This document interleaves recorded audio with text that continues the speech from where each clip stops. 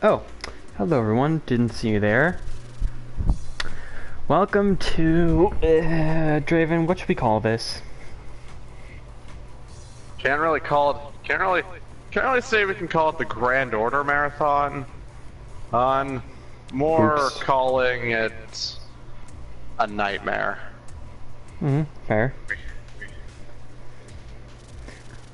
So for those of you who watched that episode, me and Draven determined that this time, and for the next few weeks, we will be talking about Fate Grand Order. And everything Fate related. This marathon series, is going to be separated into 5 journal parts.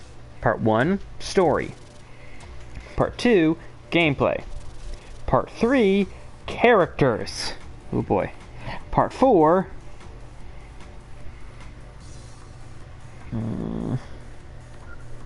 Part 4, I think we decided was just like general favorites. No, that wasn't it. Shit. Can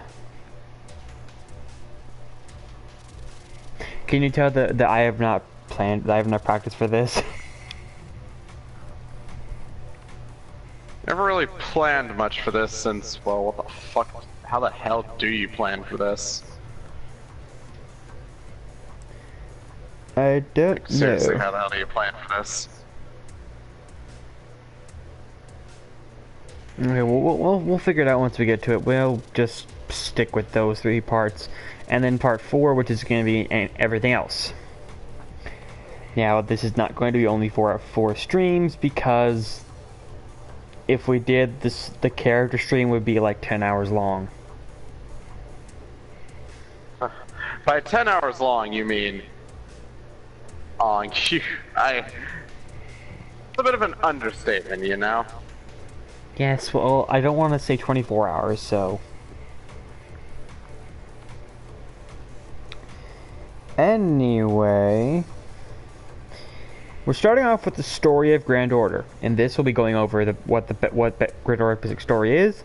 Part 1, the Time Temple, the Sub-Singularities, or Epic of Remnant as it's called, and Lost Belt, although we may extend it to a second episode depending on how long it takes us to get to Lost Belt. Also, at the end of each major part, we'll be going into all the events that took place. Sounds fun! So let's start with, what is the basic story of Grand Order? Well... You know, that's... Weirdly, I never thought I'd say this, but that's kind of the weirdest things to explain. Okay, I'll just put it bluntly. You, the protagonist, essentially, are brought in by the security organization Chaldea to help for some unknown reason, where it's found out that your job is to fix singularities which threaten the world's existence. Of course, since this is a fate-related thing, it all goes horribly wrong. How horribly wrong, you might ask? Well... The prologue is fairly simple. You're just walking about, you meet a random girl named Mash who has purple hair, not weird at all, and then you're late to the Master initiation, you're the 48th, and the director, Olga Marie Amospear, kind of tosses you out.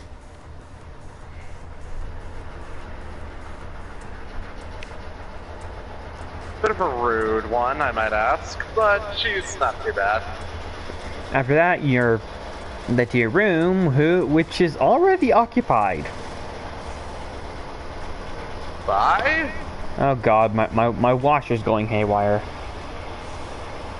Apologies if you guys hear that in the background. My washer is not quiet.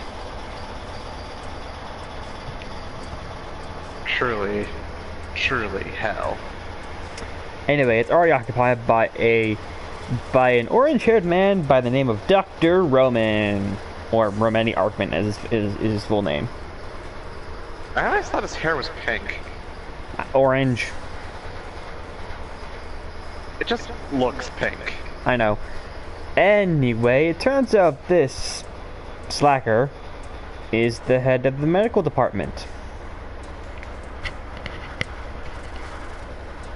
Despite being a slacker, the medical department side is actually quite well held. Honestly, it's quite well maintained. Of course, just when you're in the middle of talking to this nice guy who is in no way evil, that's not sarcasm. He's actually your staunchest ally throughout most of Grand Order. One of the best. The alarm klaxons go off.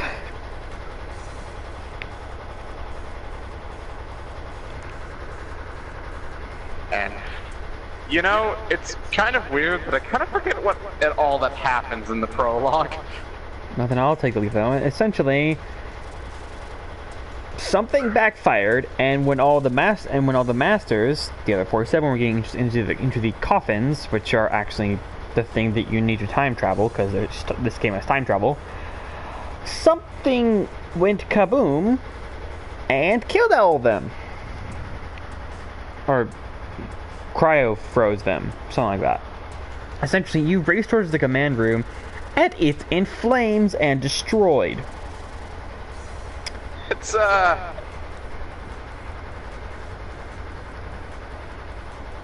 bit bad. Just a bit. And who do you find with among the role?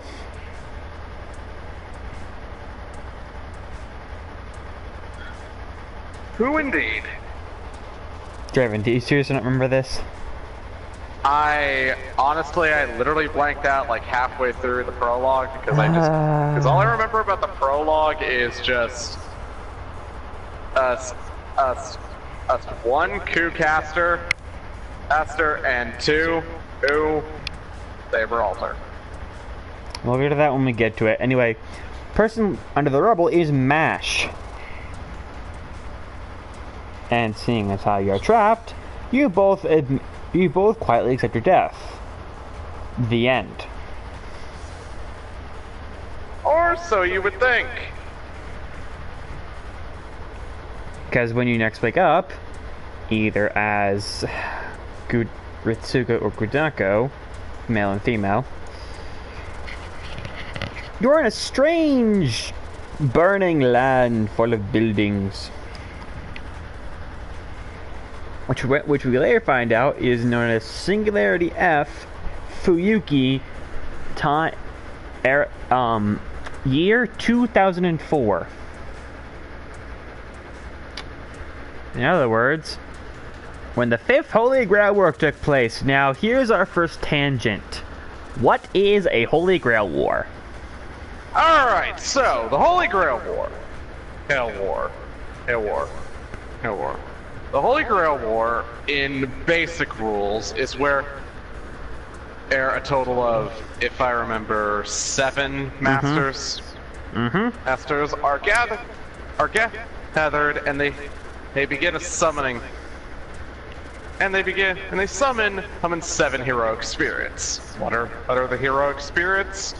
Well, anyone who's remembered by history, heroes, villains, random writers, anyone who's had some kind of mark on history.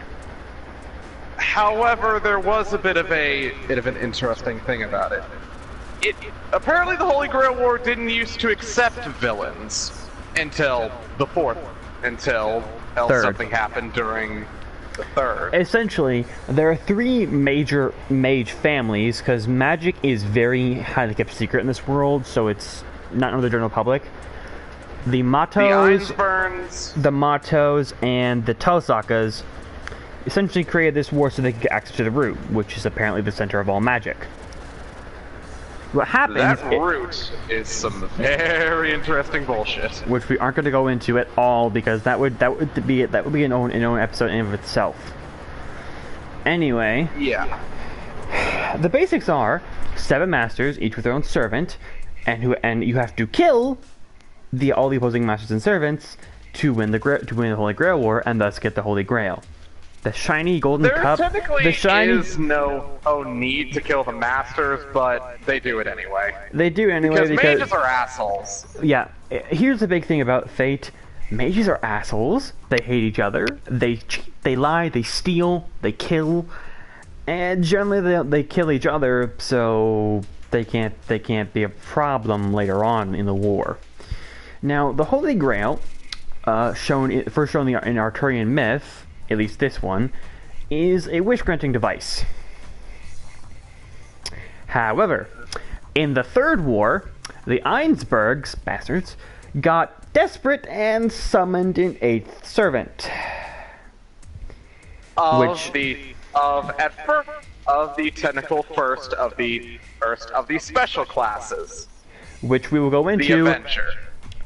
However, that Avenger was so weak that it died immediately, but through a complex process, the Grail accepted the Avenger's wish, and thus the Grail was corrupted. So for the Fourth and Fifth Wars, whoever took their wish, the Grail would put into the worst possible opinion. Like, for instance, if somebody wanted to save everyone, the Grail would take that as killing everyone.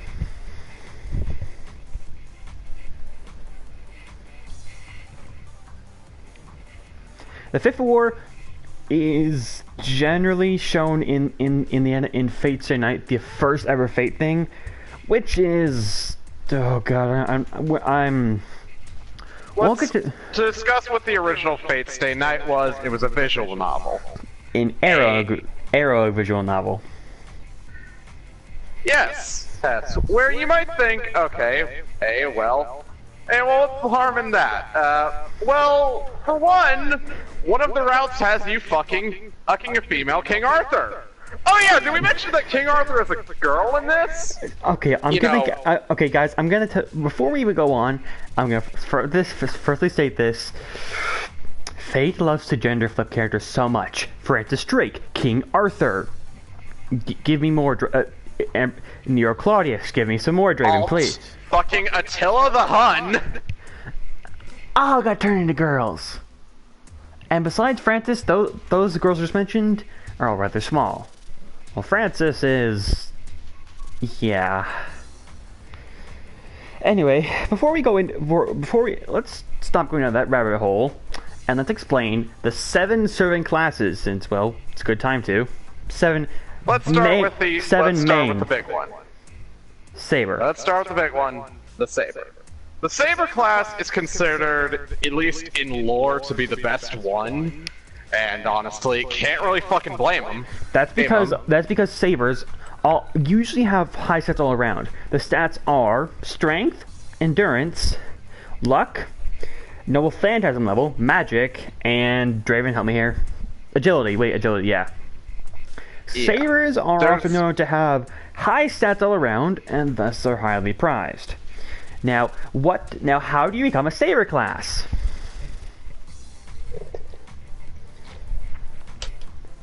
The main thing comes usually by being a master of the blade, or at least, and also at the same time having a weapon of legendary fame that is a sword. Or that's the general idea, but put into practice, it's more. Okay, this person has good experience with a sword to at least some degree, and they're not good and they're not any better with any other weapon, so they're a saber. Because there are some characters who really shouldn't be sabers that are sabers, which we're going to in the character part. Let me point this out. There is a causality that I kind of hate about Jaguar Man, because for fuck, give Taiga a Saber class! Draven is talking about something else. Anyway, Sabers are very strong. So of course, in Grand Order itself, Sabers are so hard to get! But how hard to get, you might ask? Well, on that, Draven. We're focusing on story, we'll go into that in the gameplay part, okay? Well, we'll get to that soon, I guess. Next part. Next class, Draven. Lancers. Lancers? Now, Lancers are an oddball. Okay, Lancer, to know, there are actually only two characters actually with lances, most wield spears. Essentially, if you use a pole arm, you're a lancer. A good example, since we already gave an example of Saber, that being King Arthur, a good example for lancer is Ku Kulin, also known as Ku the Immortal, the bro. The definition of a good dog. We'll go He's more called into... that because his name, because the literal translation of his name came from Gaelic is literally the Hound of Húin. Yeah, more into him when we get to characters. Expect to hear that a lot. Anyway, lancers are known to have high agility and usually good strength. Also, much like sabers, they usually have fairly high resistance against magic attacks. Sabers' class skill is they have high magic resistance. Do you actually remember what a lancer's class skill is, Draven? I actually have no idea. I'll check it. Anyway, explain what sabers can do, and another their infamy thing. You know the one. Okay, I'm sorry. Explain sabers or lancers? Lancers. Lancers. Ah, yes. Lancers. Weirdly one of the best classes and also the worst? Well, the worst could technically be considered assassin or caster, but that's neither here or there.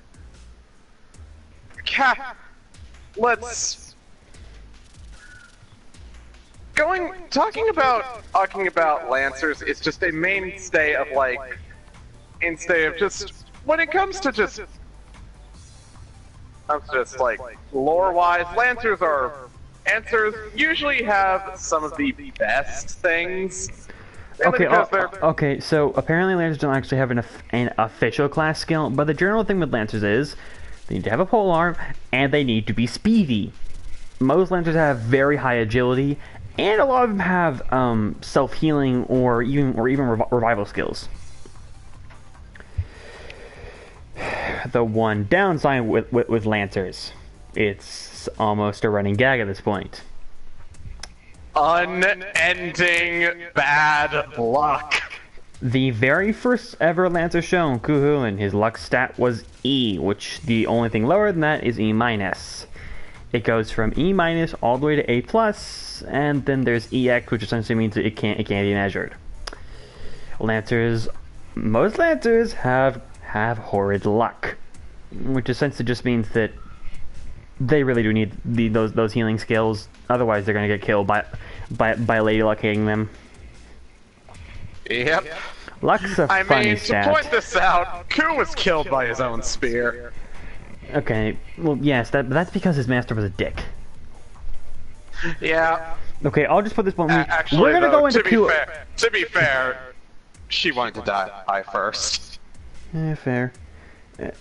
Anyway, we'll go into more to Ku when we get to him, but just know this: Ku in the original Fate Stay Night was sorely underplayed because Ku was really good in Legend, and in gameplay he's awesome. So more on that later. I think it's just the case that he's the running gag because, especially considering the visual novel. Yeah, he's stuck in a visual novel, and his master is someone who doesn't like, who prefers to just watch from the shadows, so he's kind of screwed. Well, the only time he's ever sent in to do something is just basically do it for a little bit, and then it sucks. Okay, Draven, to be specific, Kiri wasn't actually his master, it was Bazette. Then Kiri killed Bazette. Oh yeah, right, I keep forgetting. Hollow Atraxia doesn't happen much. No, it's literally said that Kiri stole Ku from Bazette. Yeah, that happens. Okay, we're going to. But anyway, let's move on. On to the last of the night classes. Night classes refer to Saber, Archer, Saber, Lancer, and this last one, Archer, because reasons. Anyway. Explain Archer. Okay. Well, let's start off with the first thing. Their special skill. All archers have independent action, which essentially means Okay, servants need mana from their masters to survive. Otherwise, the world says, "Oh, these things shouldn't exist," and kills them. Archers. It's also not a pleasant way how it kills them. Oh, it's essentially like torture. Archers are special because they don't need to always run off their master's mana, because with independent action, they can go for a while. In fact, it's said that if you have independent action A, you can go without a master's mana for a full 2 weeks. And like if you're a rank C with independent action, you can still go for like 4 or 5 days without any mana from the master. Now, there's archers. also statements for independent action EX, but we haven't met an archer like that. Yeah. Anyway, what archers should be is bow wielders, but in reality, archers are really just anybody with a ranged weapon or has a powerful noble phantasm. Do you have a projectile? Yes. You're an archer. Welcome to the club. Yeah, because we have someone who uses a shepherd's cane, someone who uses twin swords, someone actually uses a bow. How about we talk about the main archer that is the face of archers, Gilgamesh, and of course the greatest way for projectiles of all time, just throw weapons at them from your fucking gate of Babylon. We'll go into that when we get to Gilgamesh, but archers are weird, and we should probably say what noble phantasms are, right? Okay, let's talk about this. Noble phantasms. Legend, an entire legend personified. It's the crystallization of the entirety of the heroic spirit's legend put into one great attack. For instance, with Cuchulainn, his noble phantasm is Gae Bolg, the spear he uses, which can be said to bypass death. Because Gae Bolg has a causality where the second it's activated, it will always hit the opponent's heart, and it simply warps space and time so that it's not that it will hit the opponent's heart. It rewrites space. It rewrites the world so it's instead of saying it will hit the opponent's heart, it has already hit the opponent's heart. Noble phantasms are extremely powerful. Are the servant's best attack, and if they use them, and also the servants don't like using them because it exposes who they actually are. It's a main thing, because really, it does not matter how much it is, it will reveal who you truly are.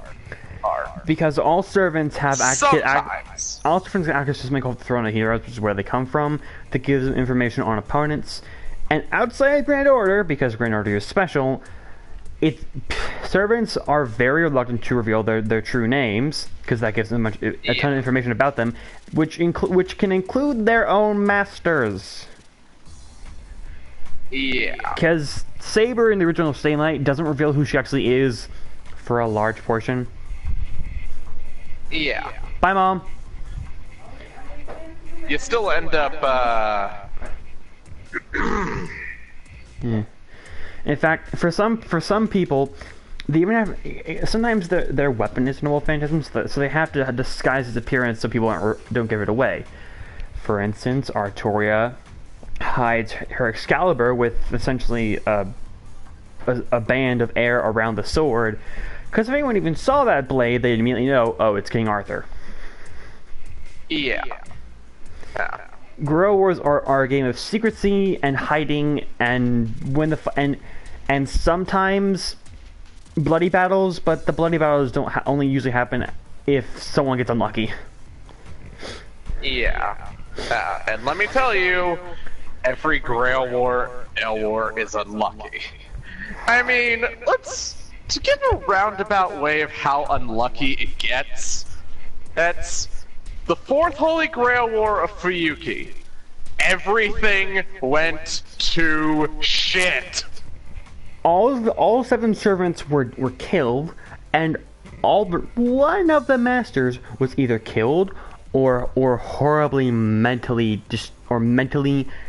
or they were mentally or physically destroyed they were mentally broken. only one master got away successfully, and that's because he got lucky, and he knew the value of running away. The best way to describe it, type it, at the very least, Waver got out of it. No one else did. Yeah. And as a reminder, he wasn't the main protagonist. You wanna know who was the main protagonist? A guy named Kiritsugu Emiya. You wanna know what fucking happened to him? Broken man. Very broken. Anyway, since we just spoke about Waver, that's a good leeway on to the next set of classes, the cavalry classes. We can really start off with any, but let's start off with the main one. The Rider. The class that can probably be considered an equal to the Saber class. The only thing the riders need to have is they need to have some sort of legend that involves a vehicle of some sort. It can be a mount, it can be a chariot, it can be anything, but it has to be some sort of vehicle. Transportation in general. This can include a ship, a horse, a chariot, anything. And depending on the timeline, it can even be sometimes modern day. For instance, if we're counting extra, it could even be a spaceship. Hell, if you want to even say it, there's even a character that both of us know very well and love, whose rider form wheels rides a motorcycle. also, I'm just knowing that my controller has a bunch of like sweat formed on it, so it's a little icky looking. Ugh. Anyway. Riders have one skill that can actually apply to almost any servant, but all riders must have this class skill to be able to be a rider class. What is that skill? Riding. I know, funny. Hell, even Artoria herself has their riding skill. Riding essentially means, they can use a mount or some sort of vehicle to some degree, which means they have the possibility of being a rider, usually. Mm-hmm. Some famous riders include Medusa, Alexander the Great, and... Let's see, who to usually talk about when it comes to riders? Ah, yes, Astolfo. Yeah. Or, if you want to go for something a bit more better, Achilles. Yeah.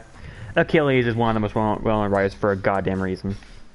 He's a fucking legend, although I really feel bad for him at times. Oh, I feel bad for him all the time.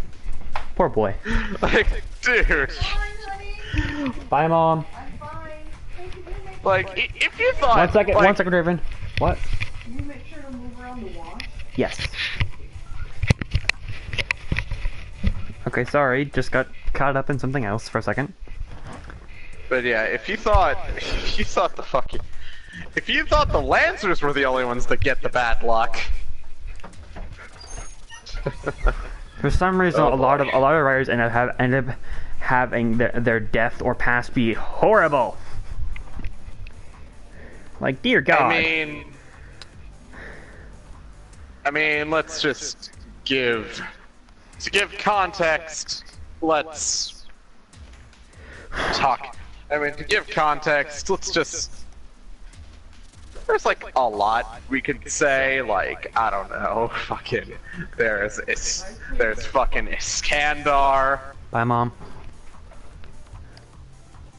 Medusa. That's depressing. Oh, God, and Achilles. Hell, we could also bring in some others, like, say, I don't know. All of them? Yeah. Yeah. Look, there is never ever like truly a not depressing Essing Fate character. There is only few, and one of them happens to be a fucking teacher. Teacher that somehow gained a level of not being too fucked up. Are we speaking of waivers still? No, I'm talking about Taiga. Oh, okay. But even then, Taiga still has some sad parts. Yeah, fair. Anyway. Next class. Okay. I believe next up is Assassins or the Casters? Either will do.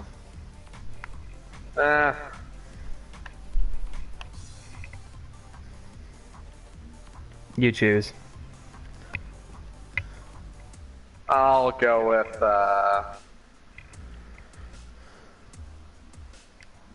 let's go with Casters. Okay. Before Draven says anything, I will tell you this: Casters, have you done Magecraft at some point? Yes, then you can be a caster. This includes. Okay, casters are huge. They can range from someone like Medea, the Witch of Colchis, to someone like Anastasia of Russia, to Hans Christian Andersen, the writer. Yeah. Otherwise known as the person who wrote the original Little Mermaid. And a little match girl. Yep. You guys get what we're Otherwise known saying. as, if you cried at those original tales, I'm sorry. Alright, you're prepared to cry more, especially with Hans. Yeah, we'll go into it once again in character, but casters have one skill that is have a single class skill usually. What is that class skill? And well, it's usually Magecraft at times, but it's also territory creation. Or item creation, which essentially means they can create areas. They can essentially change the terrain or create items. Although casters are often sometimes known as the weakest class, because all of the night classes usually have at least some form of magic resistance. At least, yeah, but so it all depends. But it all depends in how what the caster can do with their abilities. The casters are the best at the wait and see game. Most of them are tricksters, planners, schemers, and usually people who know the value of patience. Unlike about half of the sabers.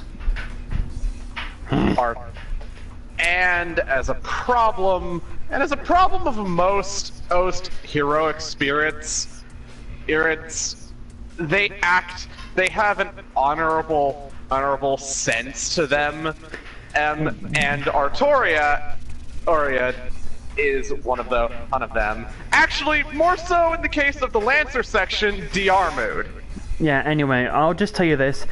A lot of casters are not heroes, they're anti-villains, or straight up villains, or just people. Very few of them were heroes. And even if they were heroes, they still have problems. The only ones that count in the hero section is the only one I can think of is Xuanzang. Even then. Anyway, the third cavalry class, Assassin. And what is...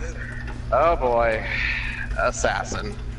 Now, to talk about what Assassins usually have, it's a causality of they always have one thing. Presence concealment.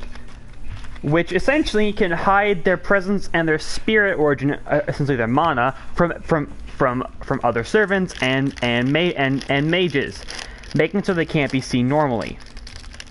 Now, assassins are special for one reason. They're not suited for direct fights. Very few assassins are actually good at direct fighting, and they're actually better at killing masters than other servants. They're basically... They are the secondary wait-and-see kind of class. And usually the ones that are more known for it. Big examples include any of the Hassans, Sasaki Kojiro. Give me some more, Draven. Come on. Well, let's see. A Jing Qi, the person that tried to assassinate the first emperor of China. And was one step away from doing it. One step. You have no idea how much that depresses her. Mm-hmm. By the way, yeah. Jin Kai has also been gender flipped. Lovely. And, let's see, who else? Oh yeah! Yeah, Japanese ninjas, such as Fuma Kotaro. Personal favorite. Mm-hmm. Katara was awesome. Favorite. He is a genuinely good guy, though I kind of would like to question why he looks like a protagonist of a hentai. Yeah, I don't know. Other ones include some certain people like Onis, and one of the biggest ones out there, Jack the Ripper. Yeah, that's Although Jack the Ripper is a young girl. Although she's wearing very little clothing, there's actually a slight reason for this, which we'll go into in character. We will go, not yet, Draven. We're trying to keep it. I know, but at least let me say this about him. Let me at least just say this. It's about Jack the Ripper. Jack the Ripper can be summoned in multiple different forms. Assassin just happens to take the form of the little girl. Yeah. You don't want to fucking know what Berserker is. In fact, you can't even know what Berserker is. I'll tell you this: servants can be more than one class, and a couple of servants don't really exist because guess what? Edmund Dantes is a servant, and he was from a book. Yeah. And the amalgamation of children's fairy tales is also a servant. Her name is Nursery Rhyme. She's a book. Yep. It's quite a thing. Anyway, the last main class, Berserker! Berserkers have their class skill is Madness Enhancement, which essentially trades in their mental sanity for overwhelming power. How much overwhelming power, you might ask? Hercules was the very first Berserker ever seen. And let me tell you,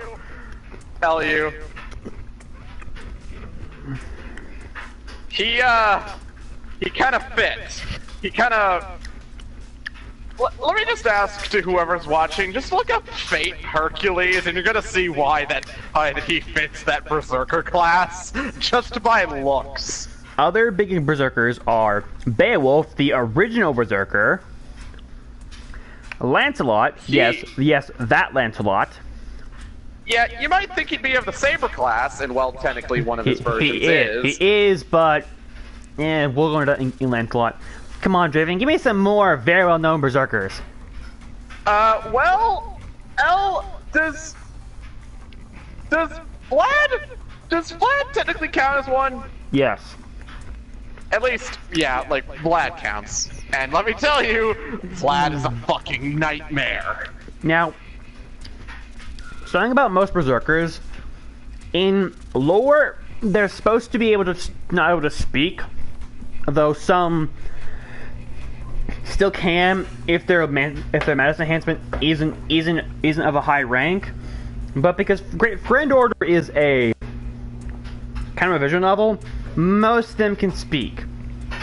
Although Berserkers, most of them. Although Berserkers are dangerous, deadly, and good for people who don't have a lot of mana. Yeah, this is particularly why for the Einsburns decided to go with a Berserker in the 5th Holy Grail War. And also, Berserkers are usually fucking terrifying. To give an example of how fucking terrifying, well, just to explain Hercules, is not only is he a fucking walking and roaring destruction production, he's well, you want survivability on par with Kahulin? Hercules is your guy. This is not the case for most berserkers. Just think of berserkers are heroic spirits that are moving machines of death and carnage. They're not completely. Well, now, some aren't completely like that, but most usually are. However, Really? they have reasons for said and like losing their fucking minds. Yeah, and here's the thing. Any servant can technically become a berserker because you just need to add a specific chant when you're summoning them. Which, as I recall, those who are wrapped in chains, let the eyes of madness, something like that. So any servant can become a berserker, actually, but there are some who can only be berserkers. Yeah. For example, since Beowulf is technically the original berserker, he's kind of designated to be the berserker. Which is funny, because his magic enhancement is rank E. And he can talk fine. Yeah. The reason for this is that his berserker status is just for the fact that he was willing to just fight everything barehanded. He had legendary weapons, but he chose to fight them with his fists. Also, I'd like to His know... noble phantasm is literally his fists! Also... And before you ask, yes! It is a JoJo reference! Yeah. Also, I'd like to note, usually, any heroic spirit that used an axe in life is also berserker by proxy. Because they don't fit anywhere else. Axes and clubs. Unfortunately.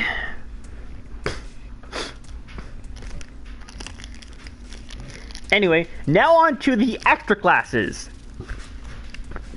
Okay, extra classes. What are they? Do we want to start off with... What do we want to start off with?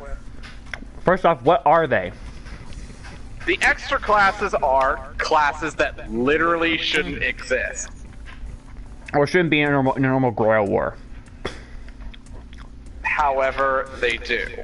Particularly the first ever one that existed was the Avenger. The Avenger class is described as basically this: an anti-hero. They are not even an anti-hero, but mostly a being spawned on purely of rage and resentment And hate. let me tell you, they're known all as Avengers fit this. They're known as the heroic spirit of rage or anger. And well, let's start off with the first one. The first one to ever exist. Angra mind This. Let me tell you, and despite being the first one to ever exist, they're actually the weakest. Because they're a normal. Why? He's a normal human. And really, the sad part is what they're best at: killing other humans. Yep.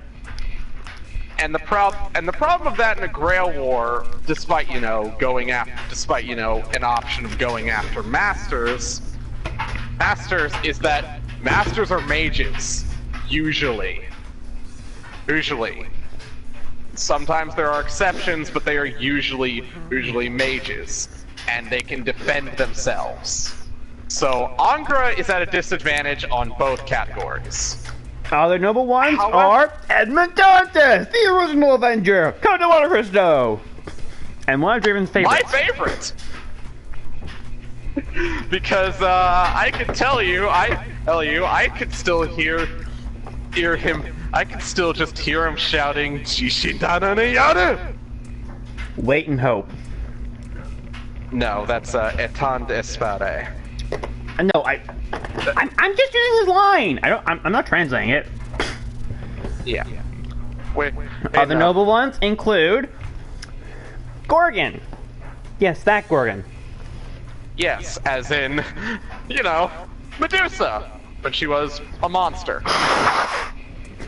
I'd like to note there are 3 Medusas. Which None of them like each other.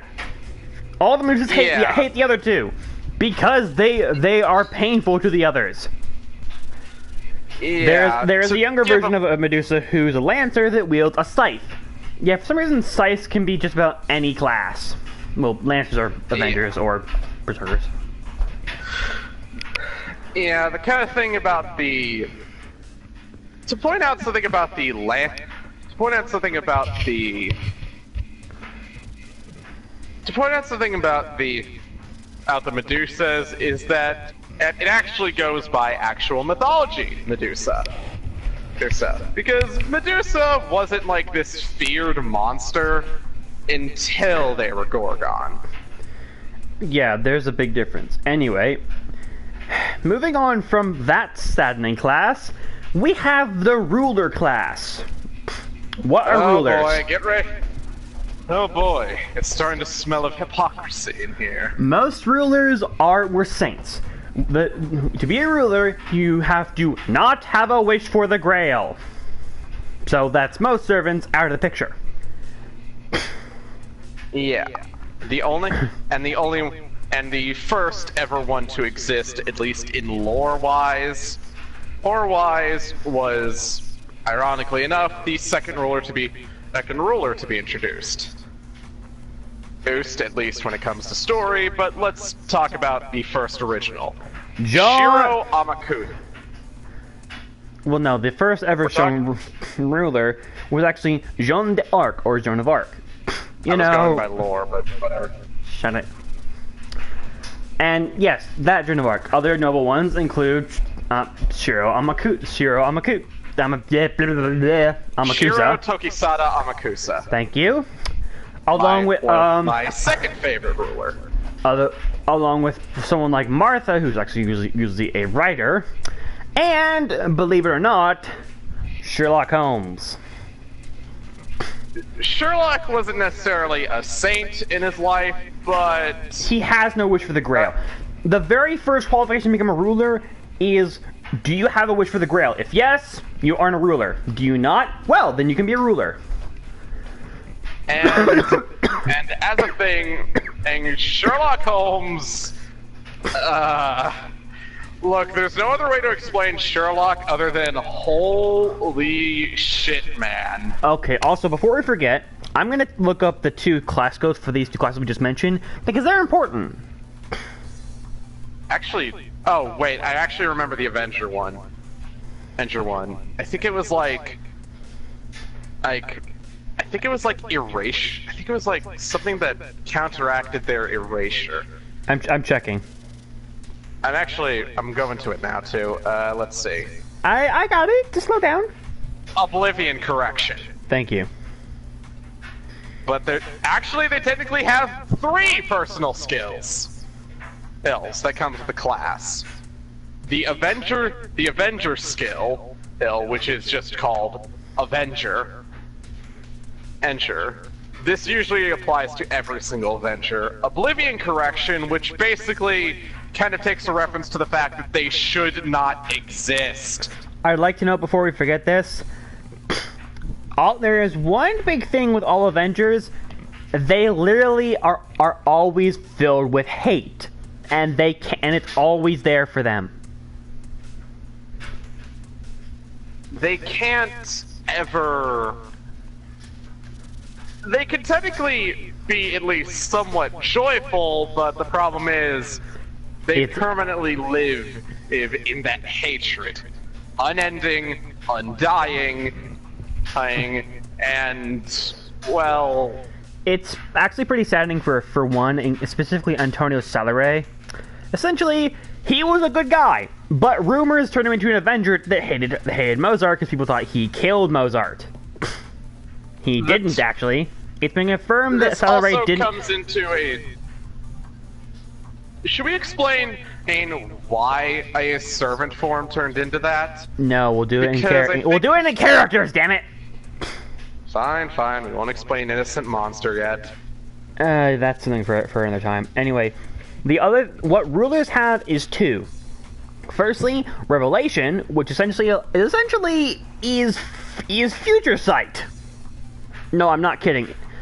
Revelation essentially allows the rulers to look into the future, but according to John herself, it can be as little as 5 minutes, or as long as a month. But usually it's like within the next within the next hour. The other skill they have is true name discernation, which essentially means you can't they can see any servant's true name, class, everything. That you cannot hide your stuff from them except for special circumstances, which are extremely hard to activate. Now, there are 3 super special classes. One where there's only one character, one that should not exist, should only really exist in data, and one that was introduced in Grand Order and is terrifying. Which one should we do first, Raven? Let's talk about Fate Extra. Oh fucking hell, run. No. I'll be blunt. In Fate Extra, CCC, the Alter Ego class was introduced. What are Alter Egos? Essentially, another version of an already existing servant, or something like that. Alter Egos are really weird. Alter Egos, at least when it comes to certain things... I guess the best way to put alter egos, at least in a normal lore sense, is that they're usually split off. They're usually sometimes reverse first sides of a servant's personality. The first ever alter egos to be introduced with that case in mind is the Sakura sisters, which we will not go into now because there's a giant clusterfuck. But know that However, if we're talking a regular case, let's say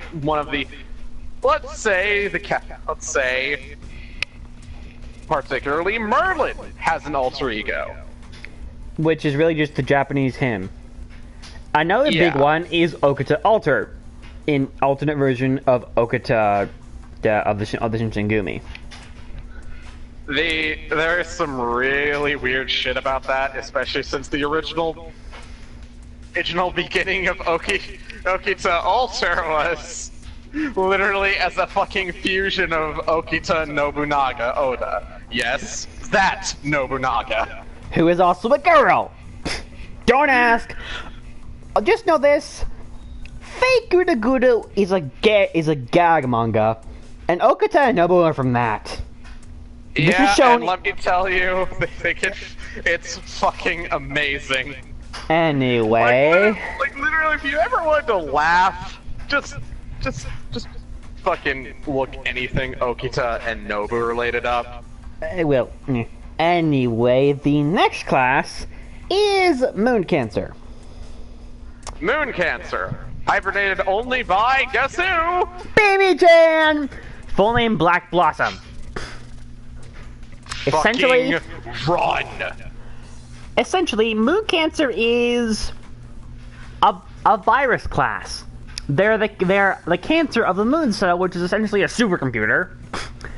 And the only character of that, BB, I'll just tell you this: she's a sadist, a masochist, evil, scheming, and also a massive prankster. I mean, seriously, God, the stuff I've seen. There is an official thing in CCC. I won't go into too much detail, but she leaves the main character. She may have nearly raped them.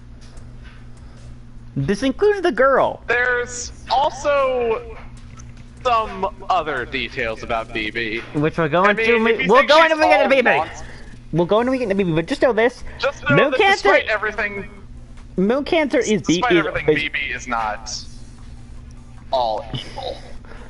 BB is. Moon Cancer is only for BB, and the class is kind of scary.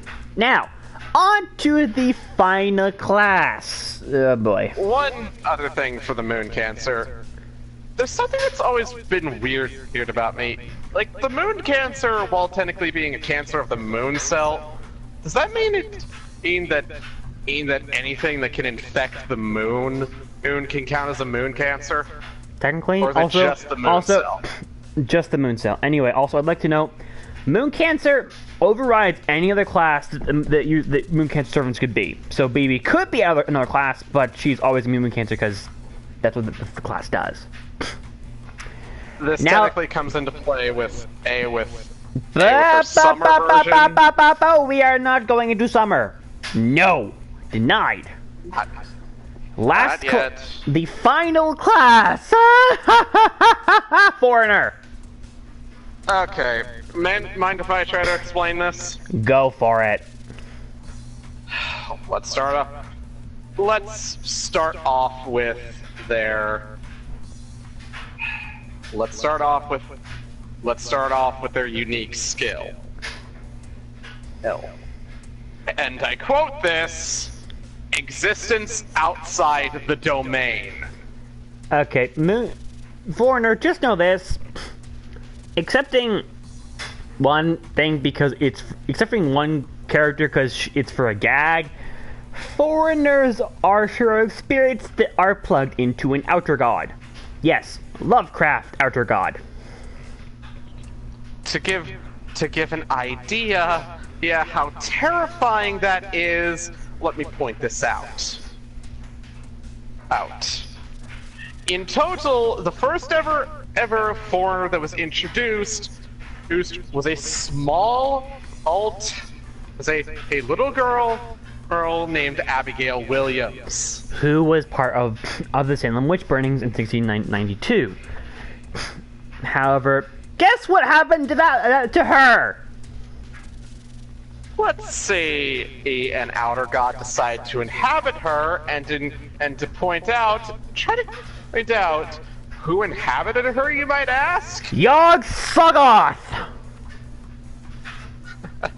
For those of you who don't know who for those of you who don't know who that is, Yog-Sothoth, if he went into the world, everyone going to sing by being near him, and he can control,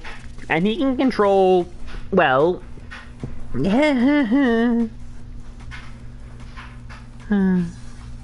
yeah. I already want to go into it. Everything is not good. And Yeah. let me point this out, how despite everything, there is some lore shit about Abby that still depresses me to this day. There's also the fact that no one could actually tell there's a foreigner until it's too late. And here's the thing. One really disgusting thing about foreigners, for some reason, I'll accept that one gag one, all of them get tentacles at some point. All of them. And ironically, one of them is the originator of, and ironically, the second one is the originator of tentacle hentai. Yay.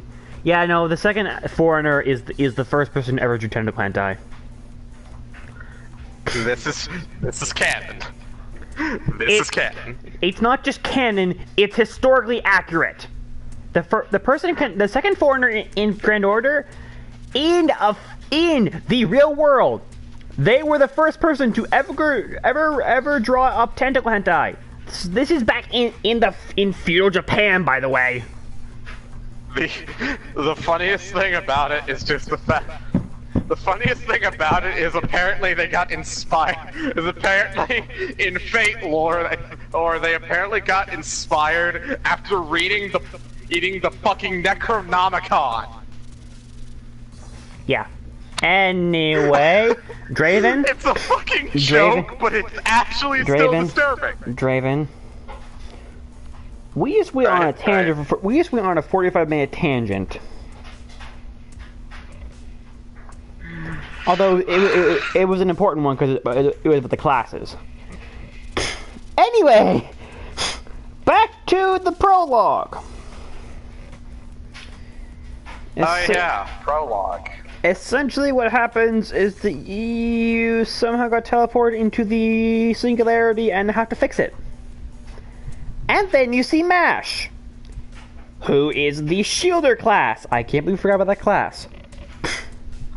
Really, there's barely any reason to talk about it because there are very few people that actually can be considered for that class. Heroic Spirit of the Shield. One of them is a total bitch. Oh yeah.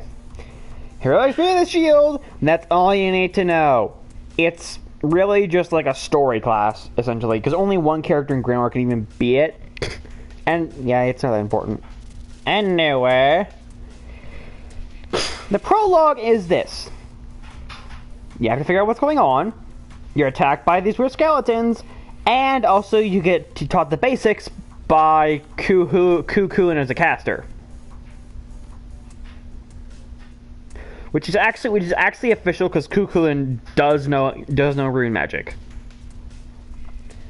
Also, you find Ulta again, and she's being bitchy. She's a tsundere. If you don't know what that is, sweet on the inside, jerk on the outside. How much of a jerk? Look at Ren Tausaka. She's also fake, and she's apparently known as the original tsundere. Anyway, upon reaching the center, you meet Saber Alter. Who is she?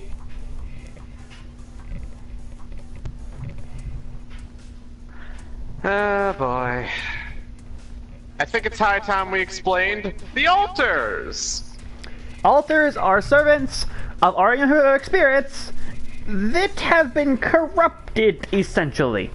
Originally, it was only if they got hit by the Grail mod, which is another thing entirely that I'm not going into. But now altars are...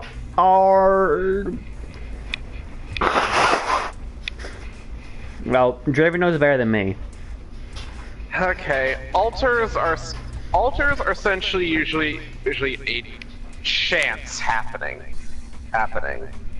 It is a chance that it could happen. The original Artoria altar was just affected by the Grail mud, but as a technicality, it technically could be her. In fact, to a point, the lore even says that this might have been what Artoria truly wanted.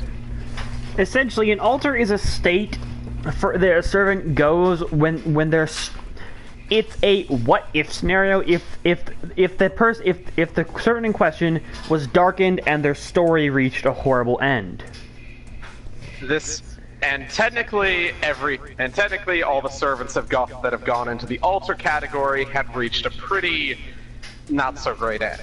The only exceptions to this come with Cuchulainn Altar, because really the reason he exists is because of a wish. Most altars, remember, I say most because of the thing we just mentioned.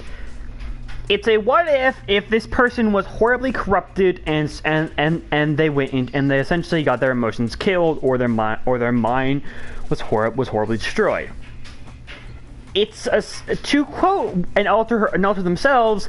It's a saddening existence, and any altars and also Avengers should be killed on sight to end the horror that they are going through. Altars are not, in summary, altar servants are not happy people.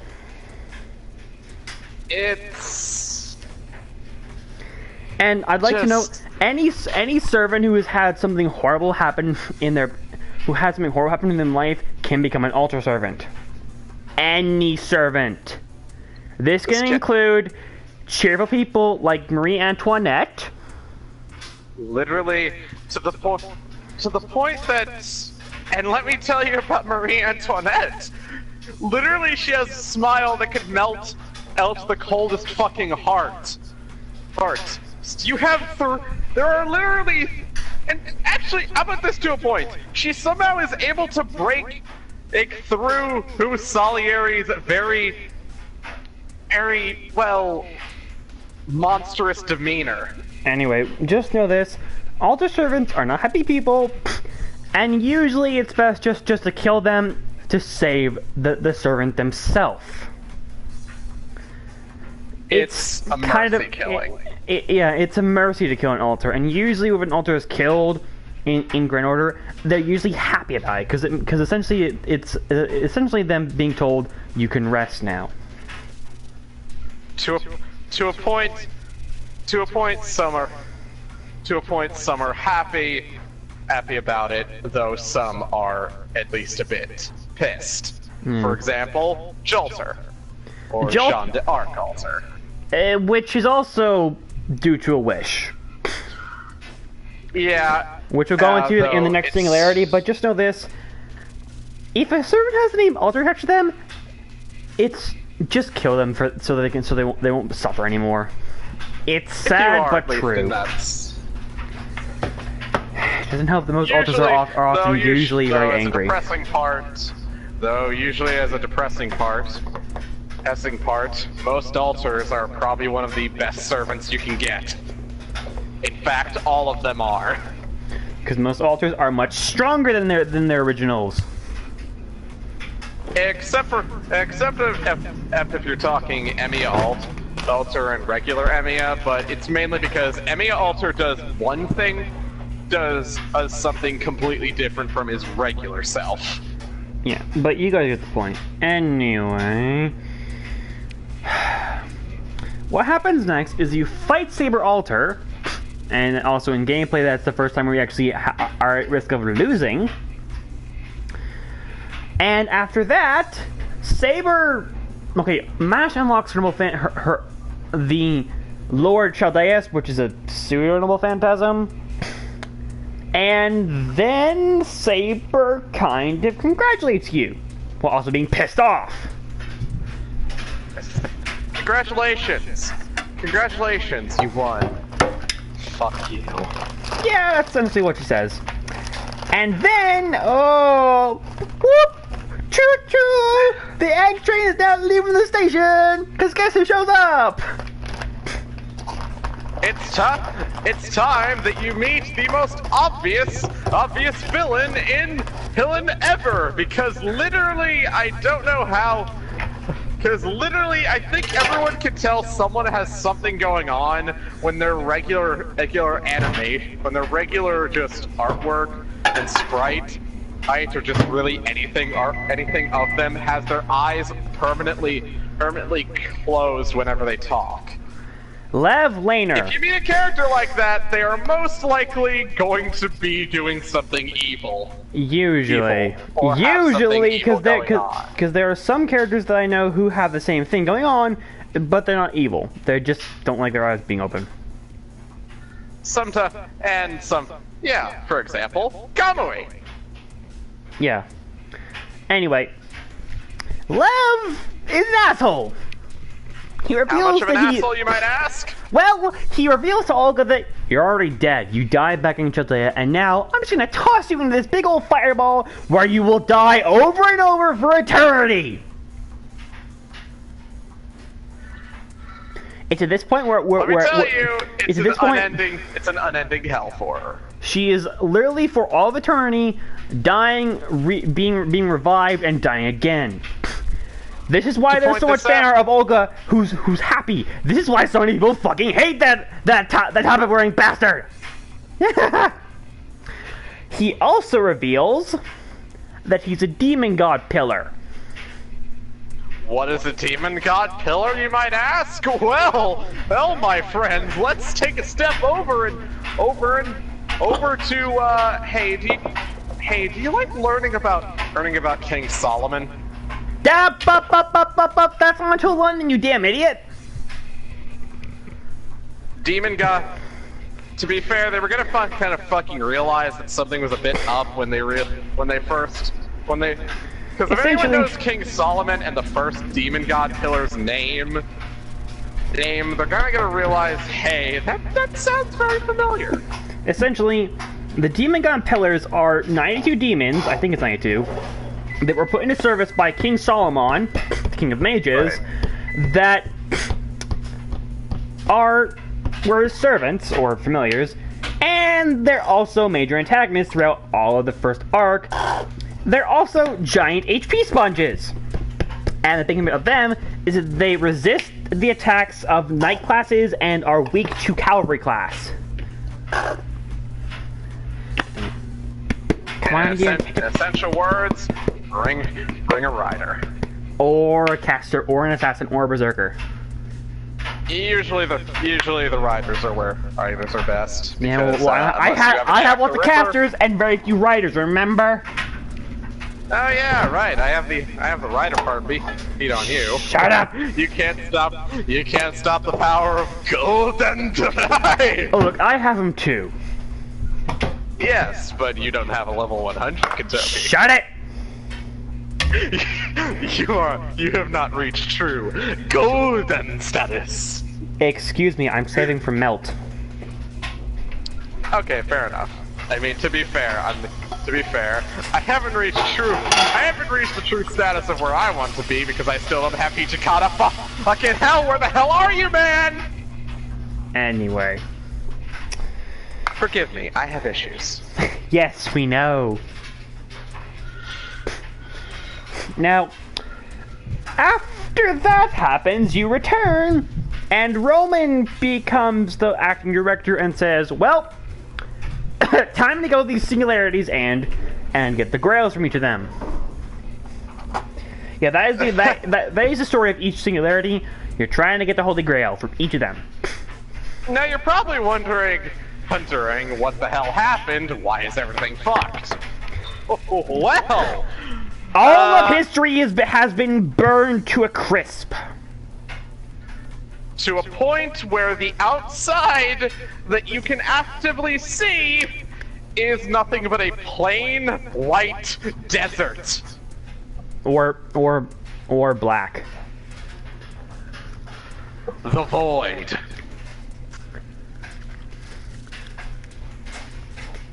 Yeah, history is gone.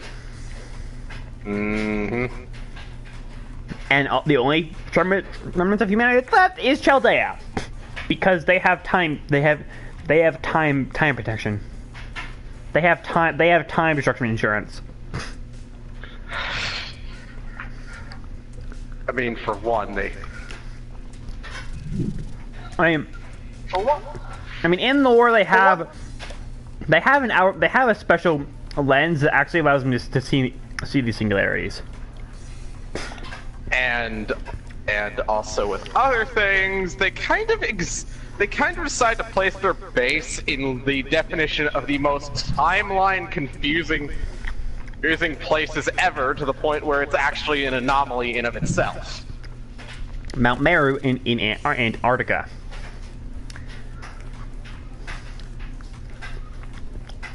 The last place full of mystery. Mystery being an actual power. The more mystery someone has, the stronger they are. Which means older servants, historically, are stronger. Usually.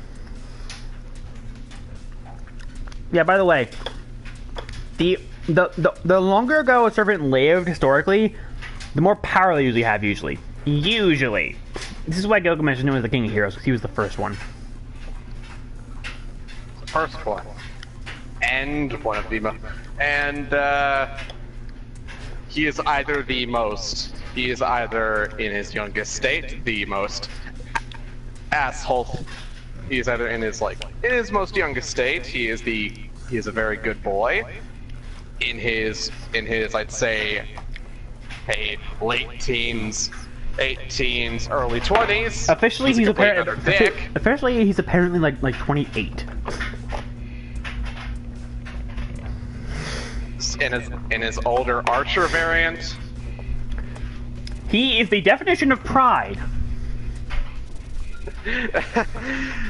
Look, his main thing to refer to people is mongrel. Which is funny because he's half mongrel himself. Yeah, I will still never get over that comic. Neither will I. Anyway, after that, time for the first official singularity. Singularity 1, France in the 100-Year War.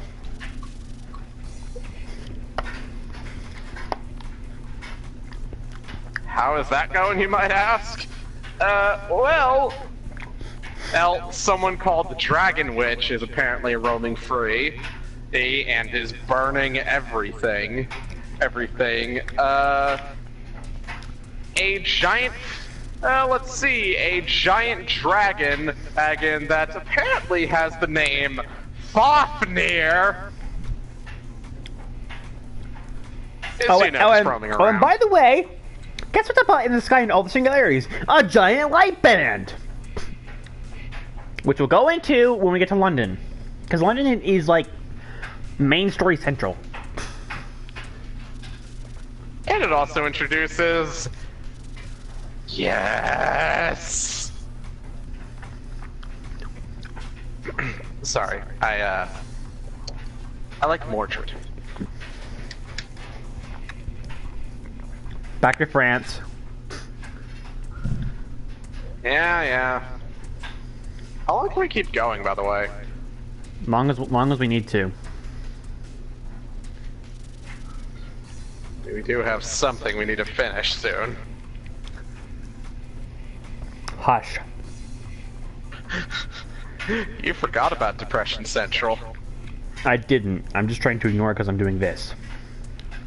Fair enough, but alright. So where to start with France? And, well, I guess we could start off with the main antagonist, the Dragon Witch. Or Jeanne d'Arc Alter. Who is essentially Giles de Ray's caster, which in the Grail for Joan to be brought back after her burning. Result, Joan d'Arc Alter. Yeah, the particular thing of that wish of being brought back after her burning.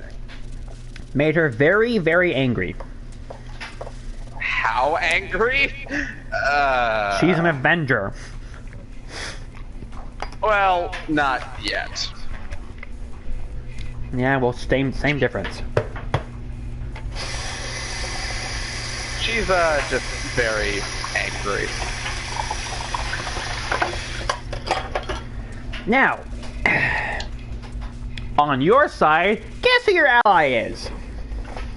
Well, I mean, for one, you somehow, and you get the assistance of the original Jeanne d'Arc. Who I'd like to know, is the actual living person, not a servant.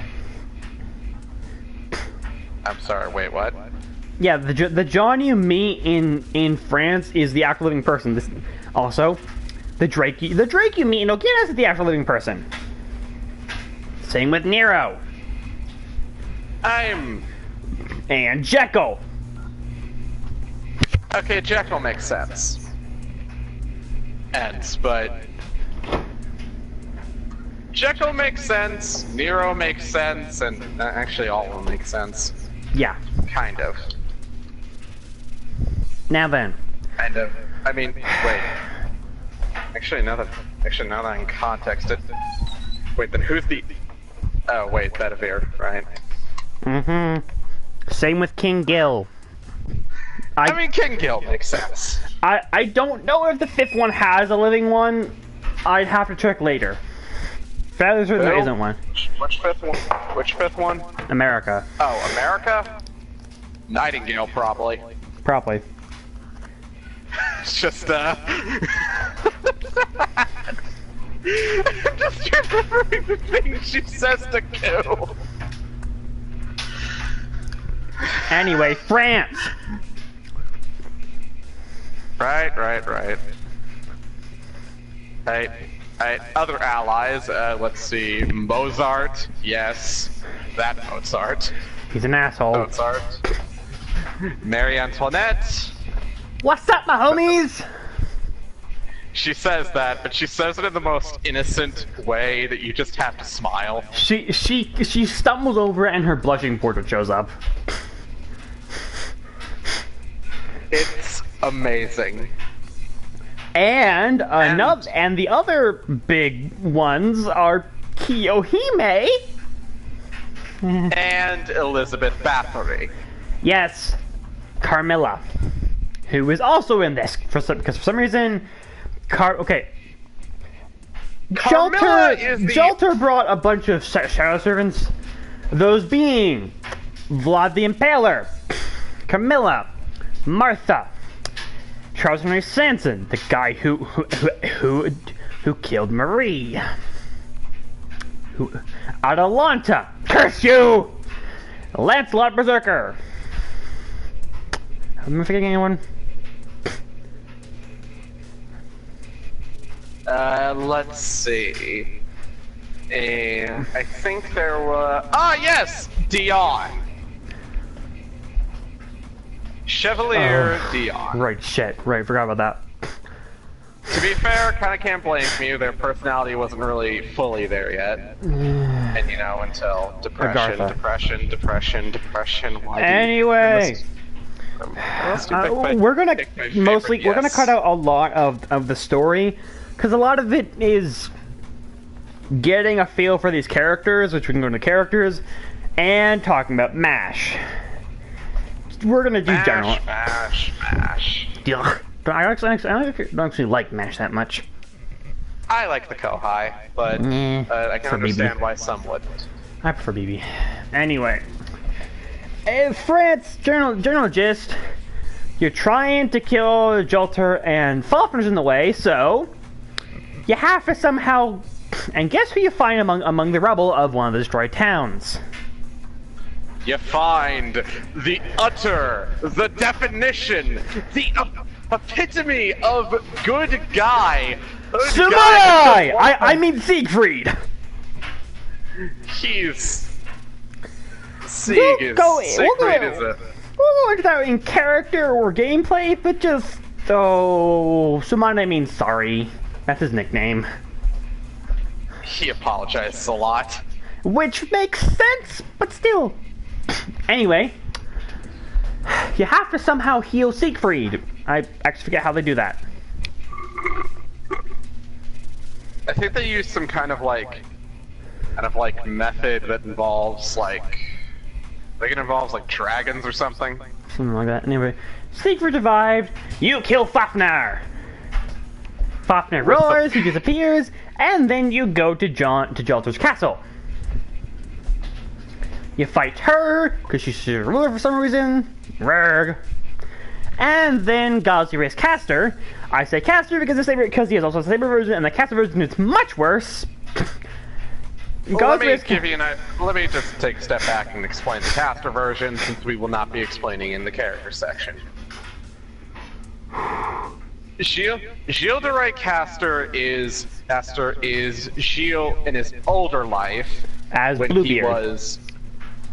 And if you know anything about Bluebeard when it comes to actual historical fact, holy shit, I hope you're ready to be mortified. He's also buggy-eyed, which is terrifying. If you're when we say buggy-eyed, we kind of mean that his eyes kind of go in different directions on their own. Yeah. Gazris Castor is essentially insane. And the depressing part is he's really good at magic. If only thanks to the fact of having it's a actually, spell here's book. the thing. He's not good at magic, it's the spell book, Draven. It is, but that's the reason why he's good at it. Oh. Because Anyway. he has that thing. Anyway. After defeating Galdere Castor, you get the Grail! Yay! And John says farewell. You think, wait, why are you cutting out so much? There's not much to talk about that isn't just a lot of character. And really, not much happens in the first singularity anyway. So, I mean, it's still more so just like a tutorial of sorts. yeah, and fuck my life. the second one. Ah, okay. Bluntly, Septum during Emperor Nero's reign. Putting it bluntly, old emperors of Rome want to kill Nero to get their reign because Nero is Nero. That's all. We both hate Nero. Ah! I don't.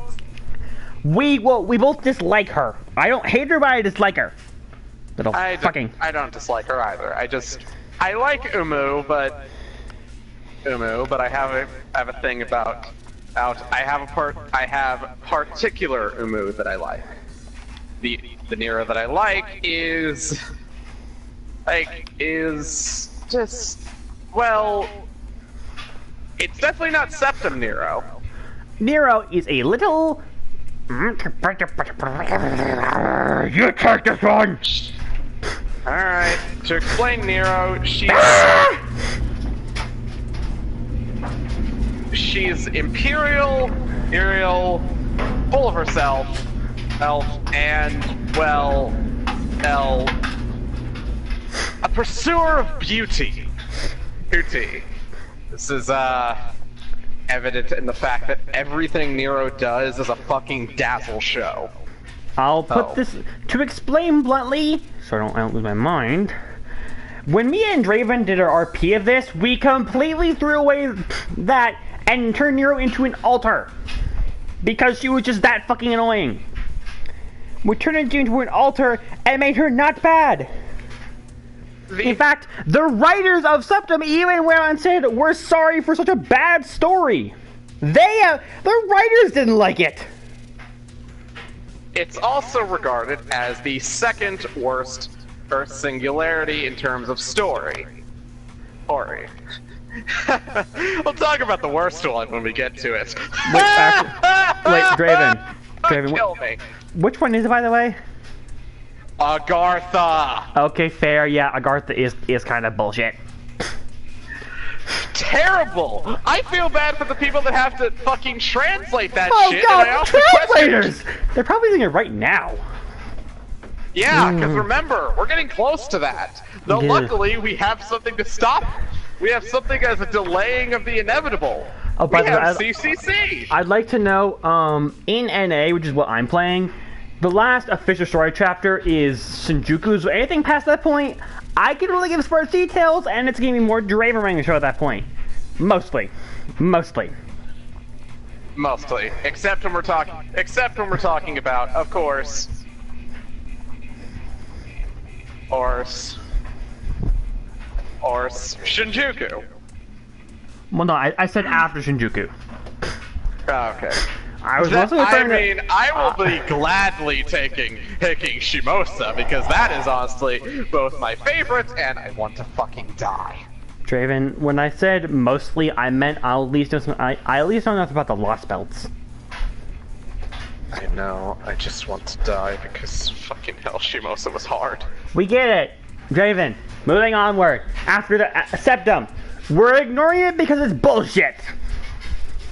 Let me just give you a rundown of the only good part about Septum. Tell me, I'll be back in 2 minutes. I need to go scream.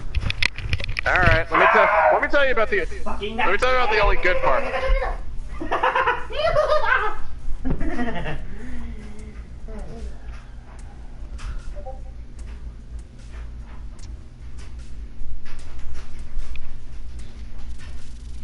Now, how to explain the only good part about Septum? Altera. It's Altera's first appearance, and let me tell you, she takes the fucking show. Oh, because you think the last fight you're going up against is just Lev when he turns into a fucking demon pillar? And like, you beat him, and then it's just like, oh shit, bitch, he's got a trick up his sleeve, and he summons Altera. Altera is fucking rad. And kills him. Like, she looks... Yeah! Literally, it's just like, now go and kill... And he literally gets cut in half by Altera. He's literally in the middle of saying, now go and he's literally in the middle of saying the word kill when he gets sliced in two. It's satisfying. Anyway, moving on to the first chapter that you had to wait for. To note, after Septum, anything we talk about after this point was not released when the game first came out and came out at later dates. The first major singularity afterward is Okeanos during the Age of Exploration. What? It's a fun one because it's actually good. Mm-hmm. I still remember those days when it was just about to come out and I was still a green rookie. Ah, nostalgia. Ah, the days of old. You weren't there. I know. That was fun. Oh, by the way, here's a little tangent. Wanna know what happened to me when I first played this game? I accidentally uninstalled it. This is before Okeanos. However, all was not lost because guess what my tutorial role was? What? Steno. So kind of glad that I got a new account all over again because I got Siegfried and Tomoe Cat. Anyway, by the way, when I redid all that, I want to tell you something. I listened to the prologue again because it was good. I listened to most of Friends because it was good. I completely skipped all story scenes in Septum because it sucked.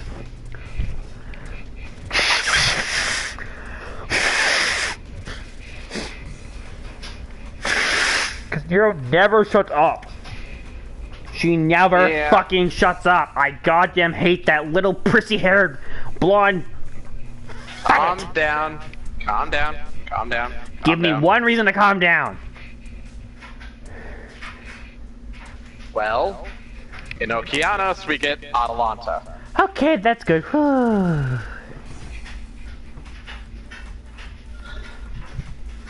if it also makes you feel even happier, Medea Lily is there.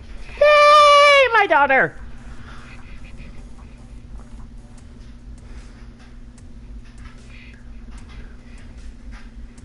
We should probably explain Okeanos' story, huh?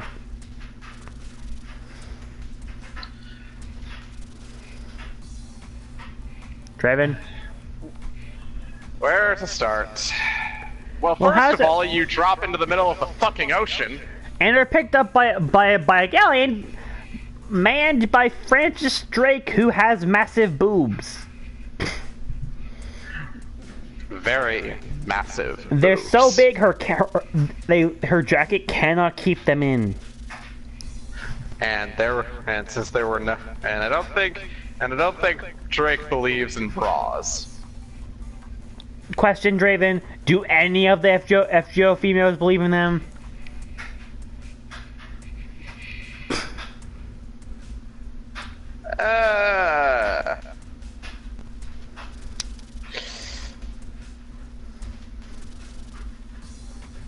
Well, I'll get back to you on that. Exactly. I will get back to you on that. Uh-huh. So what is Okeanos' story? Well, you land in the fucking middle of the fucking ocean first of all, and then you find an abandoned ship. Now, I don't exactly remember details, but all I know is Age of Exploration and seafaring bullshit. Okay. Okeanos can be split into two parts. First part is you and Drake trying to get the Grail from Blackbeard. Yes, that Blackbeard, but Blackbeard is also... Okay, we can't really ignore it, so let's just talk about it. Blackbeard is an otaku in this. Yeah, he's a total otaku. How much of an otaku? Well, to give a line of text some pointing out, you will one of the first times we meet Blackbeard, he literally says, "LOL." He does this a lot. Even his battle quotes do this. Yep. He's an otaku through and through, but also one thing that most people hate about Blackbeard, at least in this interpretation, is the fact that he's a lolicon. Although, thankfully, most people who write fanfics completely get rid of that, and in fact have Blackbeard yell very loudly, "I'm not a bloody lolicon, you bloody bastards!" Most fanfics change it so he's just a massive otaku and loves, well, girls in skimpy clothing. But he's not a lolicon. Indeed. Indeed. Fate doesn't seem to get that though. Most people, Oh? it sucks because Blackbeard looks awesome. Yeah, especially considering the fact that he's especially could just, like, weirdly, like, I'd accept the cartoonish design of him. I'd accept that he's an otaku, and hell, they even do things right with him at times. They give him a look that at least seems at the slightest bit intimidating for, like, a cartoon. And, I mean, he is still a feared pirate, and he does have good skills. He's a good writer to use. It's just and here's you the feel thing. fucking awkward. And in lore, and he's the Phantasm, Queen Anne's Revenge, his ship, the more heroes are on it, the stronger it gets. This is using Okeanos to full extent. Just why did you have to make him a lolicon and all but name? Why? He has a thing for Drake. He even says it. Stick with that. Why? You'd almost wish that he just did, because there's like enough servants to be categorized as the big chested levels of Drake. There's even a chart for every single people servant's cup size. You'd almost assume that he created that. He probably did. And here's the thing, it's even worse for me, because guess what? Black Mirror is one of the things I grew up on! I grew up on reading Blackbeard, and they fucked him up! It's depressing. Like, literally, we can handle him being an otaku, like, hell. We can even handle them being a fucking gag character. He's the butt monkey of fate at this point. And I can still deal with that, but... It's just the lolicon part is what hurts.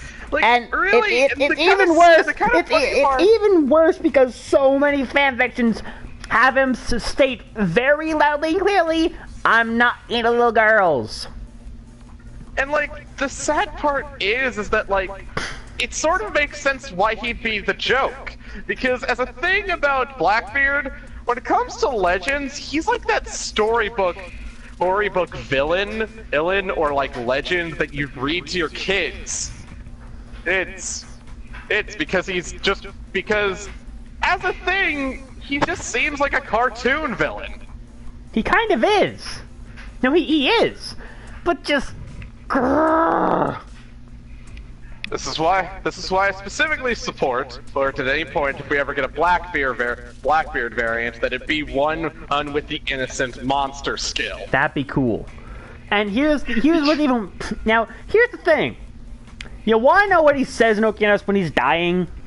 By the way, second half, Blackbeard gets gunned down by Jason and the Argonauts. Lovely. And he literally asks, "Drake, hold me while I die."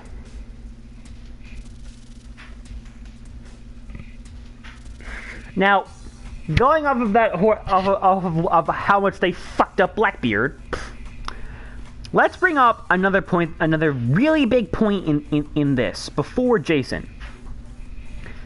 Asterios, Uriel, and the Ark of the Covenant. Oh no. The Ark of the Covenant, Oh no. Okay, let's start off with Asterios and Uriel. Uriel is trapped. Uriel, one of Medusa's sisters, and the younger one technically, is stuck in a is stuck in a labyrinth. The original labyrinth. Guess who she encounters? The Minotaur, or his actual name, Asterios. And Asterios is actually okay. This is something that is very nice. Asterios is actually a good guy. Yes, he's a berserker, but he essentially was forced to be the Minotaur. I mean, he's known as a man here because what else is he supposed to eat? There's something in the labyrinth but people. Asterios is essentially a 7-foot tall puppy who has a speaking disorder. The speaking disorder, however, does not stop him from sounding like the definition of a good boy. Like, seriously, you just hear his voice and he emanates good boy. His speech is halting and it's full of ellipses, but he sounds very sweet and he worries about you a lot and Uriel. And you want to know why? Because the Master of Chaldea and Uriel were the first people to call him Asterios and not the Minotaur. And, yeah. That's,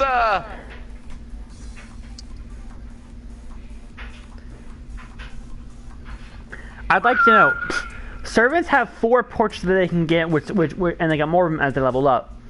Asterios' 4th Ascension, which is 4th Ascension, is instead of having like a new look to their outfit and also to their in-game model, it's essentially like a painting or a portrait or something. Asterios is sitting in a field of flowers surrounded by butterflies. It's so sweet. And Asterios is actually really fond of butterflies. He also mentions that this place is peaceful.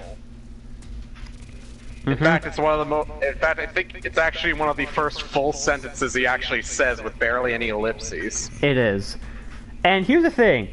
There's this throughout the entirety of Okeanos, there's this Beauty and the Beast thing going with Uriel and Asterios, and it's just so sweet. Uriel is kind of bitchy, as is a steno, but she's kind to Asterios, and she's helpful, and Jason and the Argonauts are trying to catch Uriel because she's a goddess, and they want to sacrifice to the Covenant, to the Ark of the Covenant, because by touching a goddess to the Ark of the Covenant, essentially they can break out the singularity. Essentially. Asterios literally takes a hit literally drags Hercules into the sea with him to save Uriel.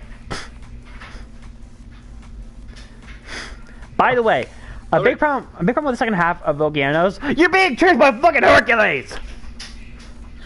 And, I should mention something about Hercules. Hercules as a bit of a thing. And Hercules can't speak. He only roars. And his roars... Think that, but about 100 times louder, and about 50 times more menacing. To a point, he, sounds like...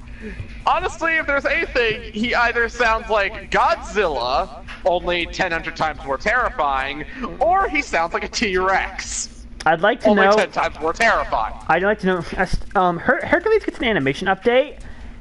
After the animation update, his roars can damage the enemy!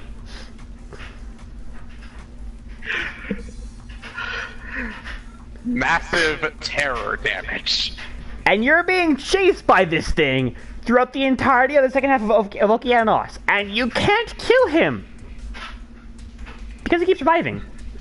Because his only little phantasm is God Hand. What does that do? It gives him 12 lives. The 12 labors of Hercules. Yep. Now, now your allies for this chapter after Drake are David, Solomon's father, who's also known as the Evade Master, because he has a skill that... He's also the... And if the name sounds familiar, yes, he is the David of David and Goliath. Yeah, he also is the owner of the Ark, of the Covenant. The other two allies are Atalanta, who is amazing. I love Atalanta, and when we go into characters, I have her. And Orion, however, Artemis hijacked Orion's Saint Graph, so now Artemis is in charge, and Orion's been reduced to a fucking teddy bear. It's kind of... It would be hilarious if it wasn't so disturbing. Yeah, and Artemis is supposed to be the goddess of chastity, and yet she's head over heels for Orion. It's so bad that when Atalanta meets her, and literally just puts her head in her hands and sobs because her patron goddess is acting like a fucking high school schoolgirl. Also, slightly yandere. That's let's not go into that. Please. Anyway, what ends up happening is that Hercules touches the Ark and goes kapoof. Hector, who is with Blackbeard's crew, is actually a pretty good guy. I like him, even for his skills. And he essentially plays the old man trickster, which is what gets Blackbeard killed, by the way. And then he also uses Durandana to blast Asterios and Hercules into the water. And guess who's behind all of this? Dun dun dun dun dun dun dun. Jason. I'd like to know something. Jason can't actually fight. Despite his legend, actually, wait, no. In fact, I think half of his legend was kind of like this. Jason, the only reason he's even the leader is because he's just so charismatic. And yet he's a total asshole. To a point, there's kind of a thing about as a thing, David is on essentiality. Jason. Fucking, I keep saying David for some reason. He looks like a David. Jason is an ass. Pure, total ass. And now that Atalanta the big reason why Atalanta didn't join the Argonauts, Jason is too much of an asshole. I mean, she said it a lot less crudely, but that's the gist of what she said. She said, I'm not with the Argonauts because Jason is a fucking asshole. Just, less crude because Atalanta isn't that crude. Yeah. Now, wanna know who else is on the Argonaut side? Medea Lily. She really doesn't want to be. Medea Lily. Or Medea. Medea Lily. Okay, what are Lily's servants? Lily's servants are younger versions of servants. And Lily... This can be a good thing and a bad thing. Although I'd like to note, there are also younger male servants, but only female younger servants have the Lily attribute. Mainly because I think it kind of makes sense. Lilies are actually in the language of flowers, meant to symbolize young girls, as I recall. Yeah. Now, what is Medea Lily's gig? Well, she's enamored of Jason because this is before all the betrayals. Medea Lily is when she was still training under Hecate, the goddess of magic.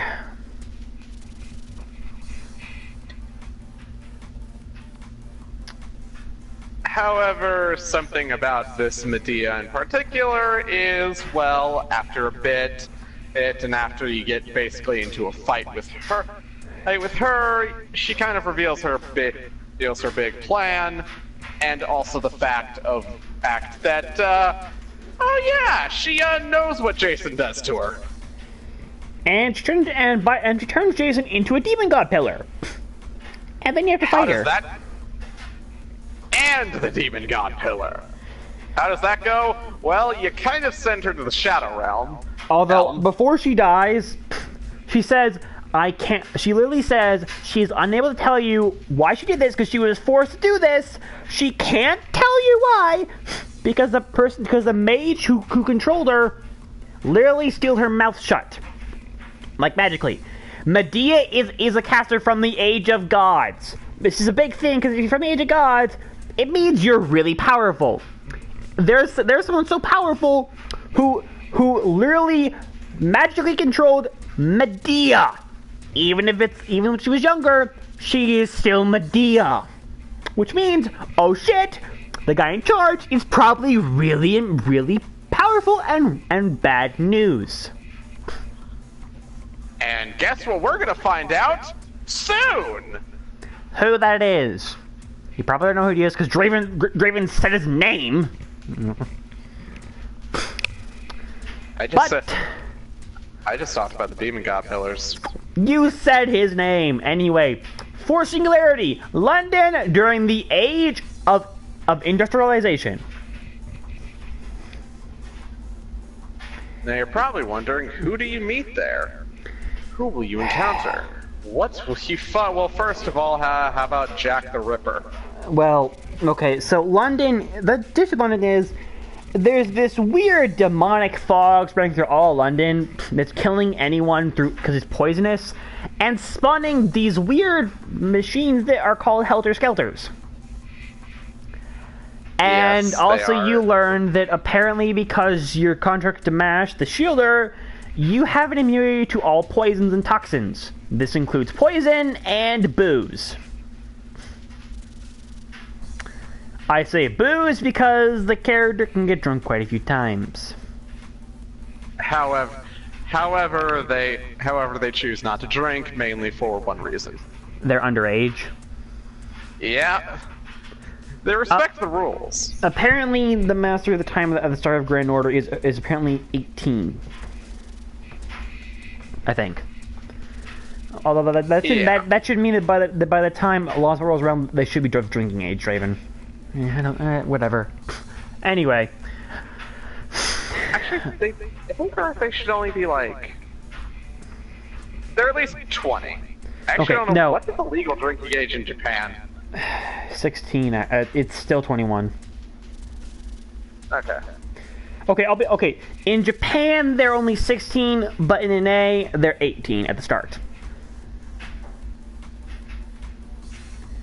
So in Japan, in Japanese version, they are still not drinking age, but by the time Lost World is around for us in NA, they're gonna be old enough to drink. Oh, by the way, guys, do you guys remember Roman? We haven't mentioned him yet, but Roman is there throughout all of this, and he's essentially providing mission control and giving advice, telling you when there's things trying to come and kill you, etc. There's also Da Vinci, but Da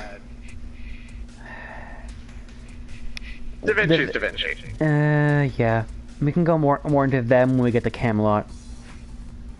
Anyway, so. You don't know who the enemies are, except for the fact that Jack the Ripper is one of them, because she tries to kill you pretty early on. Like, I think one of the first fights you have is against Jack. And she is very ready to get into your gut. More on that later, when we get to her character. Now, who are your allies? Go ahead, Draven. The first one you meet, the best one. Best one. Best one. Mordred Pendragon, the illegitimate son of King Arthur. And before Draven can do this, Mordred is female, but if you call her a girl, you're probably gonna get decapitated by Clarent, her sword. More likely, Mordred will probably want to use her noble phantasm on you immediately. I'd like to know, Mordred calls herself a guy, and everyone says he, but Mordred has been confirmed to be female. I just refer to Mordred as Mordred, or Best King. It's technically Best Prince.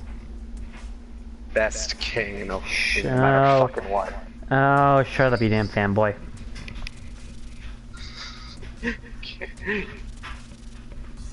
Anyway, Can't stop me. we'll go into more when we get to characters, and I'll let Draven have that.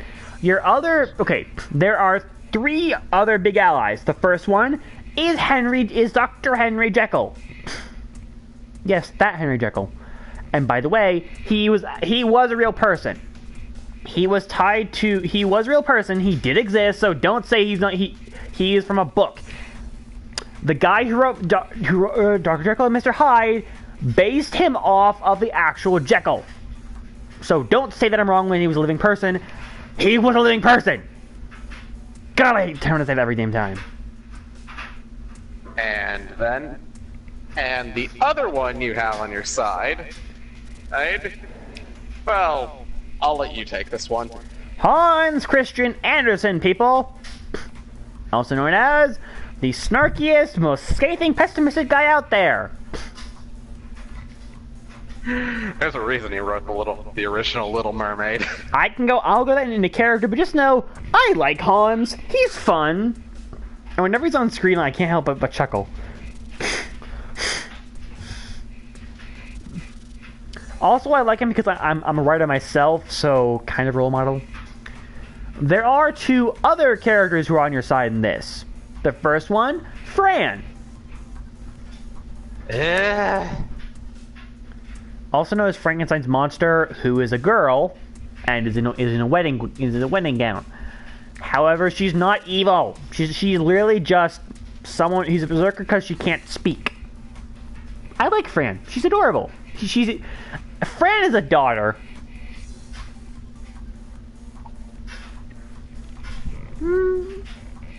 Fran is indeed the best.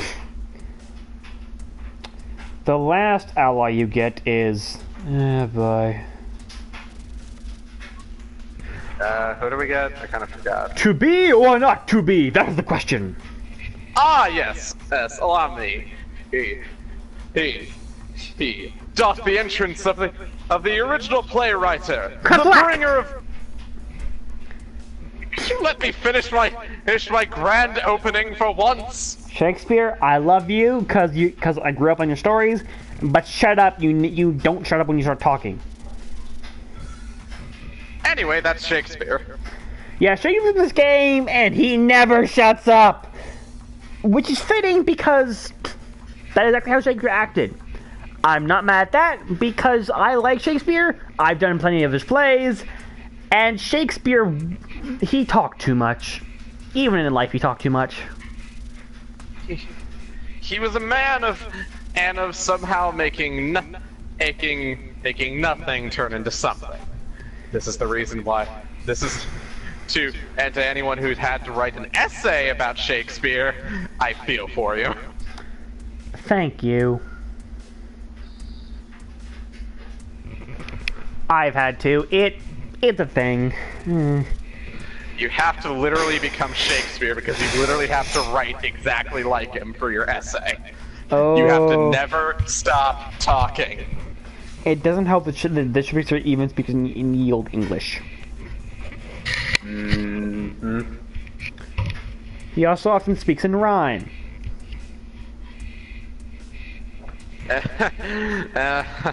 Anyway, now, London is also the site of the clock tower, essentially the center point for every single merge.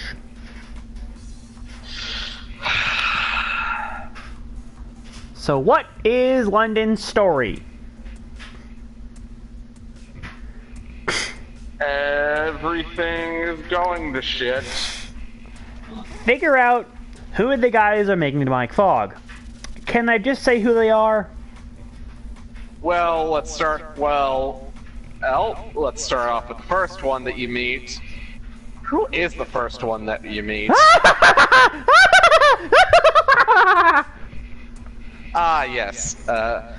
Mephistopheles. Also, the guy. Yes, from Faust. Faust, however you want to pronounce it. I think both pronunciations are correct depending on what. It's Faust. Everyone says Faust. Essentially, the demon. He's a caster. He's also completely insane. And weirdly enough, he's also not even a demon. Nope, he's a homunculus. That's for later, though. Next up, Paracelsus. Yes, the Paracelsus von Paracelsus von Hohenheim. I just call him Para. The alchemist. He is fucking awesome. He's also the guy who made the fog, along with the other character and one of my favorite casters, Charles Babbage. Can you say giant robot? He is the steam engine. He's officially known as the King of Steam, and well, Phantasm known as Dimension of Steam. He looks awesome. I like him. I use him a lot, actually. He is kind of awesome. Also, he does actually say Dimension of Steam in English. I note this because to be fair, a lot of servants say they're noble phantasms. I say this because all the voice acting is in Japanese for obvious reasons, because it's Japanese based. But a lot of servants do use, most do actually still use Japanese. There are quite a few who speak the normal phantasms in English, even in the Japanese version, and a couple who even do it for some of their lines. I'm just focusing on Babbage because he will always say Dimension of Steam in a very loud, crisp English accent voice. It's pretty good. Because Babbage is actually kind of stuck inside the suit, and he can't get out, officially. But he is awesome. He's also a very good. I believe the word is like. Is he like more of an uncle, or is he more like a grandpa? Grandpa. Yeah, grandpa.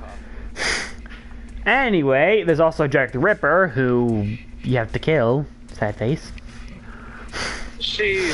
Jack does not deserve the suffering. I kind of cried when I had to put her down. We'll explain that later. Yeah, and then, guess who's controlling those three? That being Mephisto, Para, and Babbage. The final member of what can be called a secret organization, which weirdly at first he's referred to as M, if I'm correct. Yes.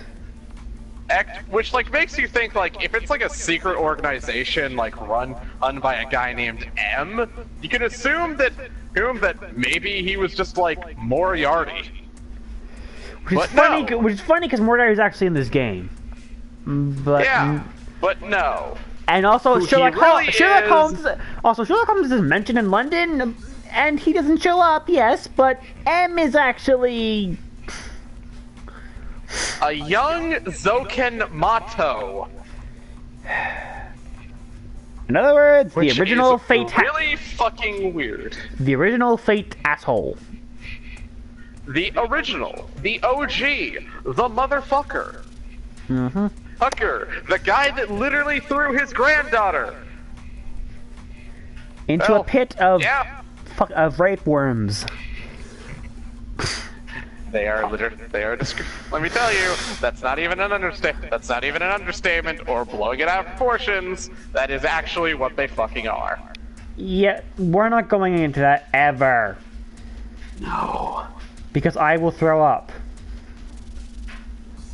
Trust me, trust me, you're gonna throw up a lot if you're not going into Fate bullshit. I would not touch those worms with a 10-foot pole. Yep. Unless it was on fire. I wouldn't go near them unless I had a flamethrower. Yeah, that. Also, at some point, Kentoki and Tamamo no Mai show up, and then get killed later on. They're there, but they're fucking awesome, and their dialogue is amazing. Just know this: Tamamo starts going all waifu foxy on him, and Kentoki says, "Back off, Foxley! You're those things too close." Just put it bluntly, Kentoki isn't good with scantily clad women. For a good reason. He is the golden good boy. Kentucky's also awesome. And let me point this out. He actually, that's the thing. He actually refuses to say boobs out loud. He calls them boingy or things. It makes sense because here's the thing: Tamamo's dress, the only reason she isn't constantly falling off from orbital function is magic. There is nothing supporting in the back, and it stops at her boobs, which are quite big, but still. The only reason what can graciously be called a kimono doesn't fall off every other second is it's being held up by magic. Same vein as Lulu from Final Fantasy X, really. Now, before Zulkin dies, guess who he summons? Dun, dun, dun, dun, dun, dun, dun, dun, dun, dun, dun, dun. Actually, there's two things he brings over. Oh, fucking hell. The first is an alter form of Arturia, if she willed the Lance Ryongmad. I think that's how you spell it. Thank you.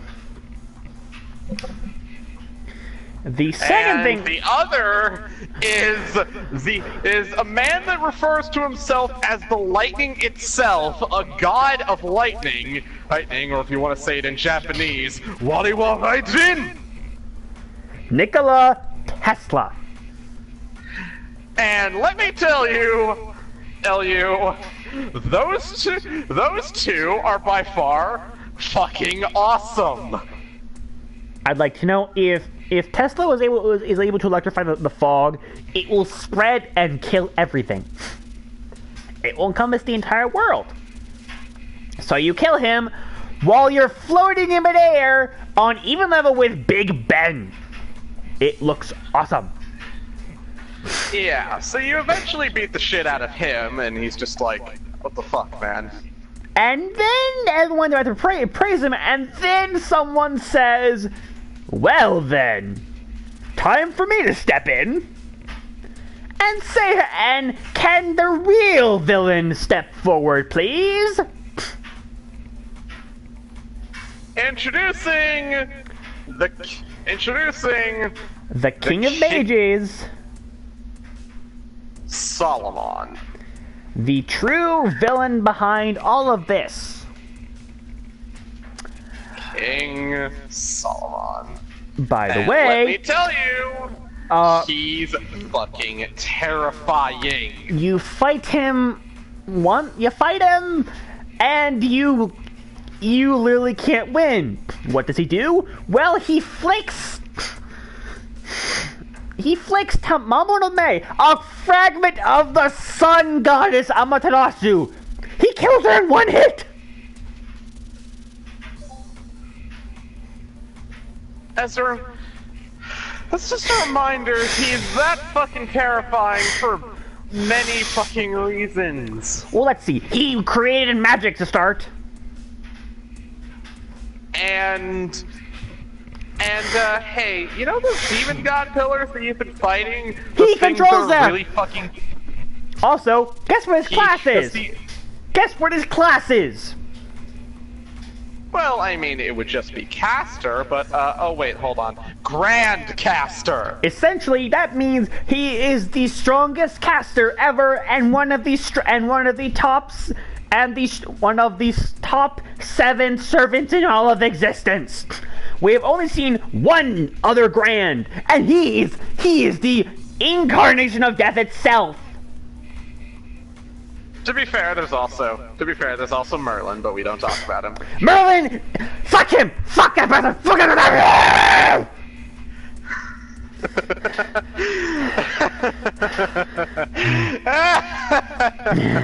I hate Merlin. I hate Merlin so much. So this is what Merlin gets enjoyment out of, watching people do this stuff. Uh-huh. Taste Harpy, Merlin. Oh dear. Anna, cut off his thingy. Roger. Die. Oh, that's gonna be an interesting thing to watch for later. But anyway. Anyway. We've gotten through London. Well, we're not done. Solomon has one last trick up his sleeve before he leaves. By the way, he calls us lower than piss. Guess what Solomon can do? Just Go guess, on. people. If he has somehow killed, he can just re-summon himself from the throne of heroes.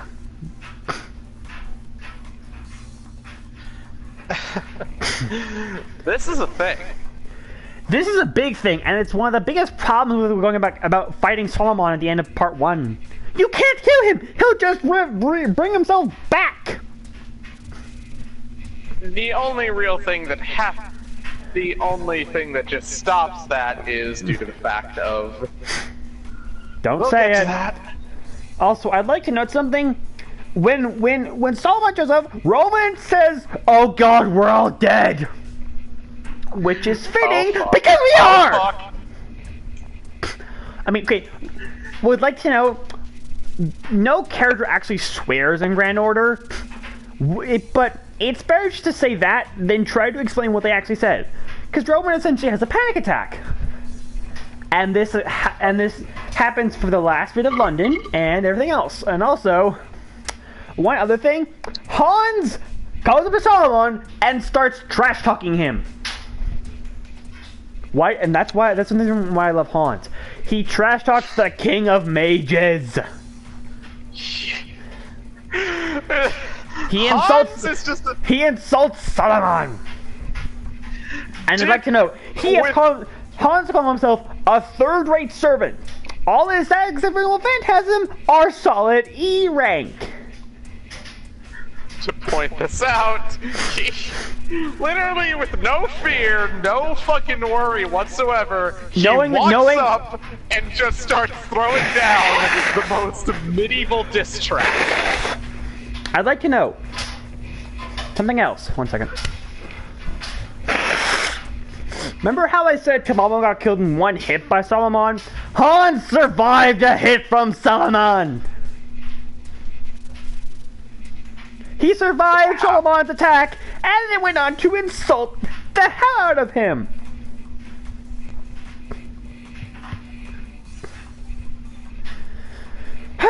Okay. London is done. We're done with London. No more London. Okay, on to America.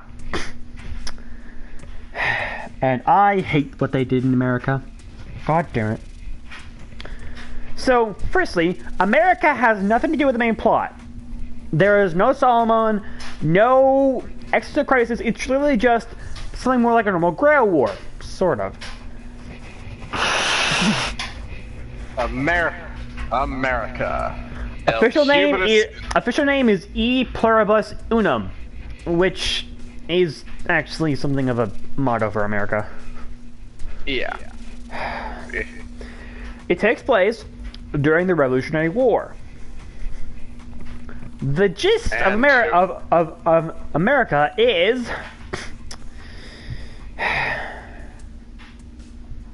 Draven. Well, you got 3 armies. Technically.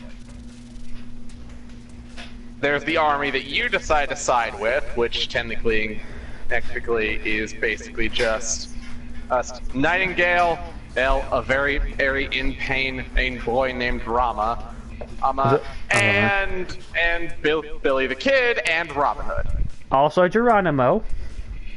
Geronimo is there. Geronimo's the leader, And dude. you also, Dude, Geronimo's in charge of that force. I always thought it was Nightingale. No, Nightingale just joined, and she's only there just because she's a nurse. The best nurse. What are the other 2 armies who both want to kill you? Well, let's start off with the Celtics. Or the Celts. Celts. Essentially, Queen Melb and Kulan Altar. Now, I wanted to go on one thing, a tangent. The other forms of Ku are, I forget exactly what this is, but they're representative of essentially the 3 sides of man. there's the Hunter, which is young Cuchulainn, the Lord, which is Cuchulainn Alter, and the Mystic, which is Cuchulainn Caster. The Hunter is always hunting and trying to get stronger, like young Ku. The Lord sees himself as higher than others, and is a pillar of strength, like Alter. And the Mystic prefers to sit on the sidelines and essentially help the one in charge. And Cuchulainn Caster prefers to simply help his master from the sidelines and make him grow stronger. And make him a better person. He essentially takes up the teaching role. It's a nice little thing that's not only brought up, but it's like the Three Faces of Man in Ku, which is very fun. Yeah. Now, so guess who the last force is? The definition of the American spirit, hear it, leading the charge and leading them is the Preza King, Thomas Edison. Okay, firstly, Edison has the spirits of all the American presidents in him, which is kind of saddening thinking about our more recent ones. Secondly... Well, not all of them. I think there's a limit up to a certain point. No, there isn't. There isn't? Nope. Wow. I thought they limited. Maybe it's just the NA translation. No, the official the translation fucked up. He has all of them. Really, they're more like a morale force inside of him than actual people talking to him. Yeah. Now, Edison is wearing a spandex suit. He has rainbow wings, and he has a lion. His head is a lion.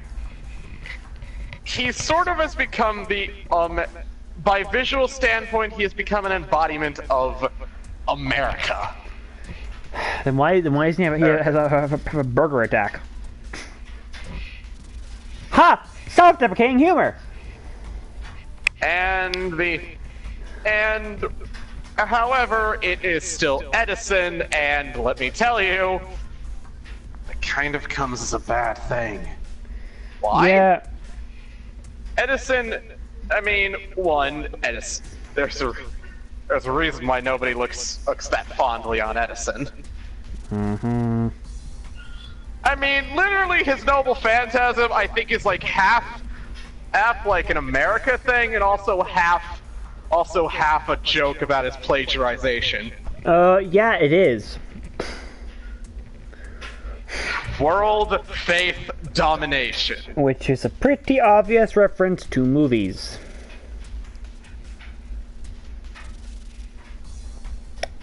It's a fucking amazing. It is a fucking amazing noble phantasm that I love. And I'm fucking stuck with that asshole. Wait, did you get him?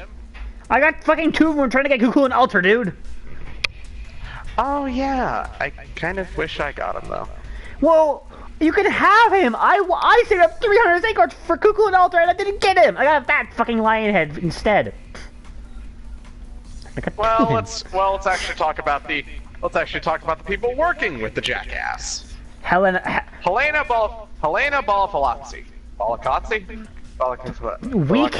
We can't do fancy names because Draven has a lisp and I trip over my own tongue. I can pronounce things, it's just I lose myself in trying to pronounce names that start to break down on me. Anyway, it becomes a word salad. Helena is the definition of a nice teacher and a grandma. Despite Why do we say grandma? She acts like one, and she technically is one. But she's stuck in her like 15-year-old body. Something she's not fond of. Not very fond of. You'll get this. There are some servants that do not want to be in their younger body. Helena is one of them. Yep. The other servant working for Edison is Karna. definition of an actual bro. The hero of charity, and along with Arjuna, who is on the south side, are the two heroes of the Mahabharata. Giant. In Indian tale, it essentially rivals the Epic of Gilgamesh. Mahabharata. That's how you say it. It's a very long one, but it is by the awesome. way, Rama is the protection of the Ramayana, which is attached to that one. Karna Yep. is also damn near invincible thanks to his armor. Well, almost. Until, well... More on that later, but we'll get to that later. just know Karna is not someone you want to fuck with. Now, however, there are some servants that are on the sidelines. Particularly one that's just basically there for fun and in a good fight is Beowulf. Well, no, Beowulf's actually on the south side. He's stuck guarding Alcatraz. To be fair, he kind of just says fuck it and goes for a fight. The actual one I think you should be referring to is Lee. Yeah, Lee just... Li Shuen, the master of Bai Qing, he's really just there for a good fight. He is fucking awesome! Okay, guys, before Draven goes off, I'll tell you this: Draven is a massive fanboy of Lee, and I am going to try my damnedest to keep him off topic because I do not want him to go off on another 30-minute rant. Believe I me, know. you I'm don't not want to. going to. You don't want to get stuck with Draven ranting. He will go on for half an hour. I know, but at the same time, Zap, I won't go into a rant. Keep your mouth shut, Lassie. I just want to go into one thing about What? Lee. Out of all of the servants, he is the one that I fell in love with, if only just for his design. Okay, fair. I can't do that. Nothing Other about that man. other people include the Armored Fion on the south side, Skahawk, who is on the sidelines, not allowed with anybody, and the Idol duo. Coming in from out of nowhere, it's a joke that's been running into the ground, and Nero. Bride. Who, by the way, I want to stab over and over again. I hate Nero is a Bride lovely even more. bride. I hate Nero Bride even more than normal Nero. Why Which is that? sucks. All the good things are gone, and all the bad have been amplified. Which is sad because I admit that she's actually a fairly good support servant. And guess what? She's getting a rate-up and an animation update soon! Fuck. Yeah, you forgot about the pre-CCC event banner. Ah!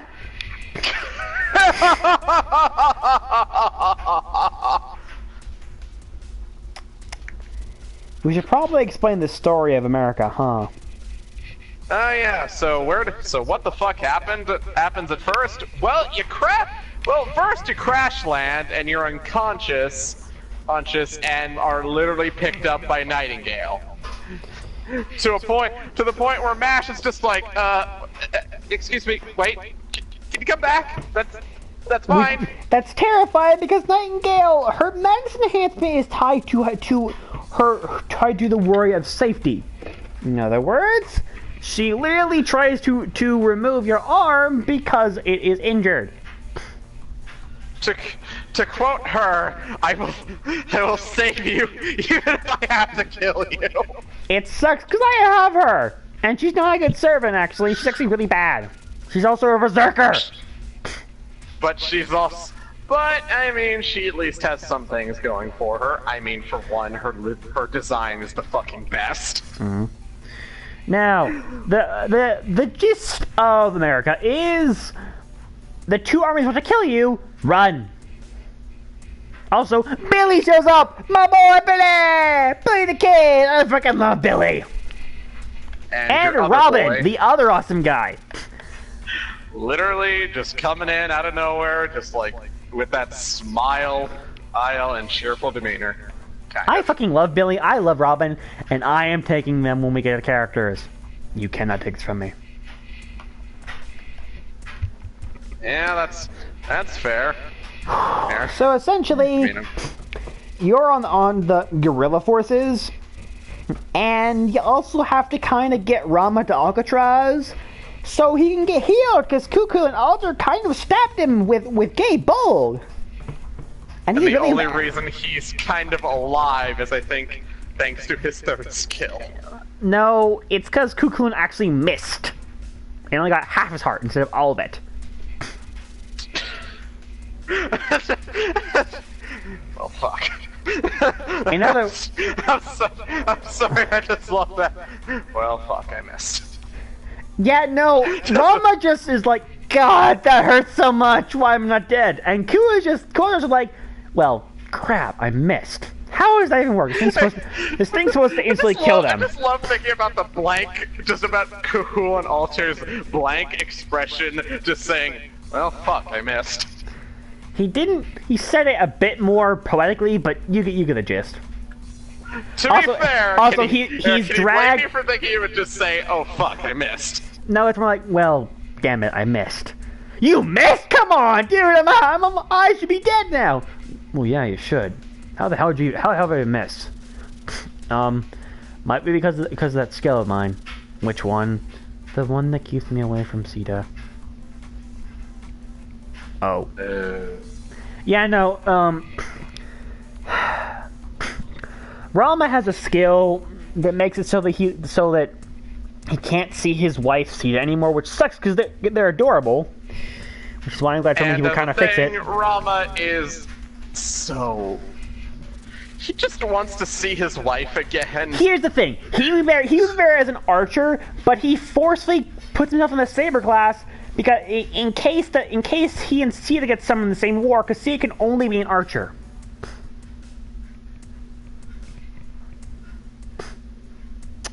Yep. Now, once you get to Alcatraz, after a whole lot of problems, oh boy, and failing to kill Meb, assassinate her, and also somehow getting Edis on your side, it's complicated. I don't want to go into it.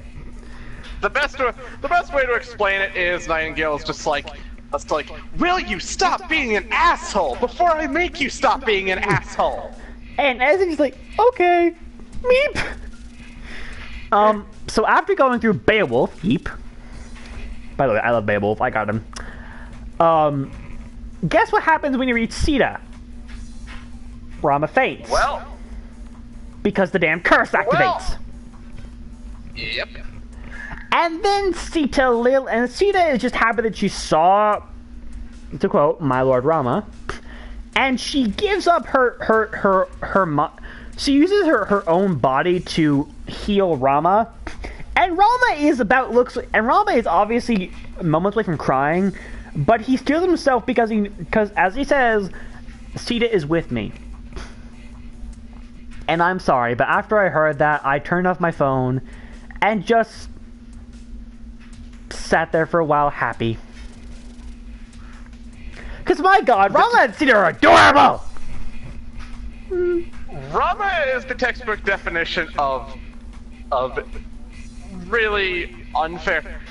Really, Rama and Sita are the definition of the term unfair circumstances.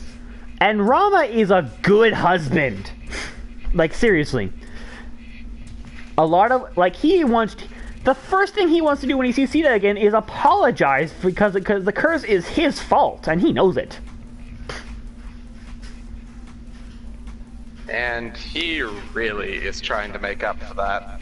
Oh yeah, that's why if we ever get a Sita servant, if Sita ever becomes a servant in Grand Order, which I hope she is, she becomes one, As a reminder, I can probably confirm that will be a thing, because as a reminder, there were some dialogue leaks that someone data mined, and one of them was a dialogue for dialogue for Sigurd that Brynhildr said, Billy and Geronimo have one for what could appear to be Calamity Jane.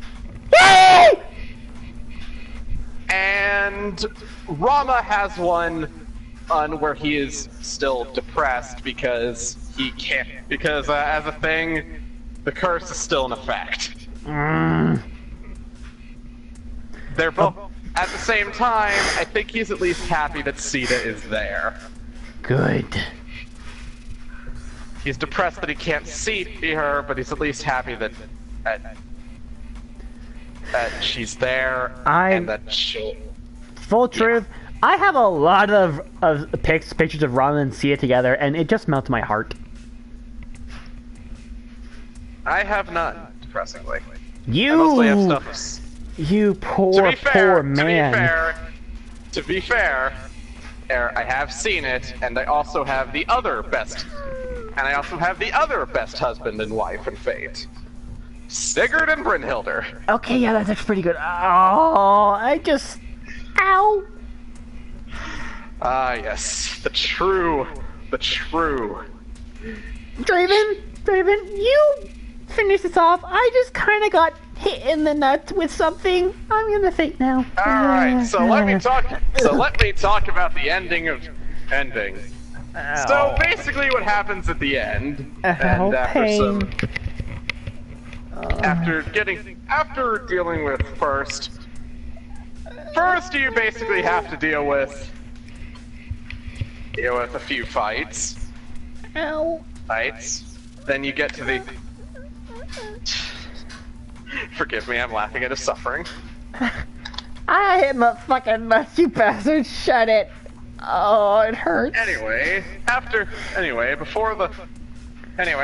getting through some more fights and finally making it to the White House, for some reason, which has a giant gay ball impaled in it.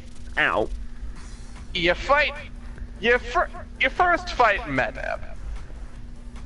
Rider class, and it confirms something that yes, riding class also means riding men. Okay. Yeah. And Medeb is, well, if I have to say anything, I love her. She said, she's called a bitch by MASH, and she says, I don't mind being called a bitch. Nero. Same difference. Nero's the one who calls her that. Same difference. Look, MASH would not genuinely call anyone a bitch. You'd be surprised. I mean, to be fair, the only one she genuinely call a bitch is Lancelot. Yeah, but the official term of that is bastard, not bitch. Anyone can be called a bitch. Try to just keep going. Right. After a fight with her, or something is kind of revealed. The person who has the grail isn't Medeb anymore, it's Cahulin. And he ascends twice, you have to fight him 3 times. By the way, fuck you. And you get to fight him in all of his ascensions, which is kind of rad. And by the way, and let me tell you, all of his ascensions are terrifying. He has evade and guts, by the way. He is Cahulin, but if a berserker. And let me tell you, he's fucking terrifying. Yep. And then you fight him as a demon pillar, Halfos. And that's still just as terrifying because you get to hear his voice with it. And surprisingly, Cahulin's voice when trying to act and sounding cold and menacing is actually really terrifying. Now then, on to the next chapter. And by the way, more than this on gameplay, but it's at this point where the difficulty spikes. Welcome to Grand Order's first attempt to try to add different things. Camelot. Okay. Now at first, no one knows what the fuck is going on with Camelot. weirdly as a thing, at first, when it comes to plot reasons, they actually just say, oh, it's just in Jerusalem. It's supposed to be in during Jerusalem. The Crusades. It is during the Crusades. However, something happened. As you find out, Richard the Lion King was killed and replaced. By whom, you might ask? Artoria Pendragon. This Artoria Pendragon is on a a horse. terrifying one. She's also known as the Lion King. And let me tell you, also referred to by some as the Tyrant King. Why? Well, Holy City. Well, that holy city. The gist is, the Lion King sees certain people with pure hearts who are refugees. They're in the holy city. Anyone who isn't gets killed by Gawain, who's an asshole, by the way. Let me tell you, there's a bit of a thing about Gawain that I would like to go into a bit. Gawain is an asshole most of the time. But that's just weirdly due to the strangest thing that Gawain is probably the most dickish when he's your enemy. When he's your ally, he's surprisingly the most swell guy that you could probably have a drink with. Anyway, big thing about Camelot, there are technically 3 factions. There's the Knights, there's Ozymandias and Nitocris, and then there's the Hassans. Let's start with the true enemies, the Knights. You have Gawain, the asshole. You have Lancelot. I don't want to be here. You have Tristan. Apathetic. Not even apathetic. It's just more like let me make you a song about how depressing this is and how much death is so sad and tragic. And am I annoying you yet? And oh dear God, is that an angry woman with her fists? And oh God! Also, oh yes, my bow can create sideways that can kill you without even moving. And let's see, are we forgetting someone? Alright, let's see. Alright, Mordred, Miss, Rage, and oh my God! MP every single turn, run! I would also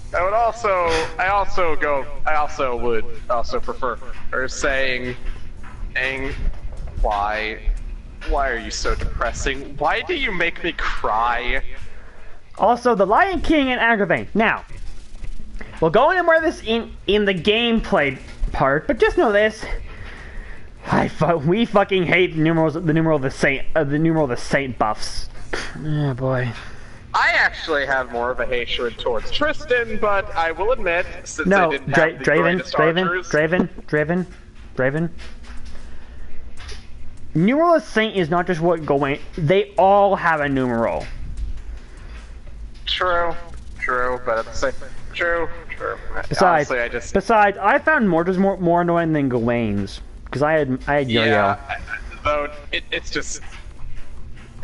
Gawain is later. And next up, let's talk about Agravain. Agravain is surprisingly the only knight to not be a servant, and also one that, if I'm correct, you don't actually fight. Well, no, you don't. He's more the tactician and the advisor. He sends out people, and he's the main controller of the Holy Knight enemies you fight. More on that in gameplay. Now, the second enemy faction, Egypt. What's good, and who's leading them? Ozymandias! Ozymandias! It is I, the King of Kings! And, by the way, he's voiced by Dio Brando. You can't really unhear it when you hear it, because all you're just going to fucking hear is Just literally, all you need to do is just hear just a few of his voice lines, and you're just gonna be like, oh fucking hell. Here's something funny. I heard Ozymandias before I heard Dio. Draven introduced me to Dio, actually, it was in the past 4 months. Yep, it was fun. Shut up. The other one is the Choco Bunny herself, Nitocris. The definition of she's trying so hard. Also, she happens to be something of the butt monkey in Meandrin's RP. There's a reason for that. More on the former part than the latter part. Well, I'm not going to explain that because then you people out there will probably try and kill us. All you at least need to know is Nitocris gets into a lot of embarrassing situations. Itching powder for one. Oh boy, the itching powder incident is legendary in our Chaldea. Anyway. Right, sorry. Last faction is the Hassans. Populated by all of the Hassans. Cursed Arm, 100 Face. Arm, and the newest one that was introduced in Camelot, Hassan of Serenity. Poison. Poor girl. Also, the first Hassan. Now, I'll just say this. He's the Grand Assassin. He's the Angel of Death. And he's also fucking terrifying. Also, and to point out, as a thing about lore, let me just say this is a thing about lore. Or, all of the Hassans, and I do mean all of them, are powerful servants in their own right. Each of them coming with their own specialty that makes them dangerous as all hell. This is a thing in all of their lives. Mm-hmm. And the first Hassan basically has no trouble cutting their heads off like it's nothing. To explain, in the next Singularity, he introduces the concept of death onto something that cannot be killed. A god, by the way. And I'd like to mums that for a little bit. And I'd like to note, you want to know what else he can do?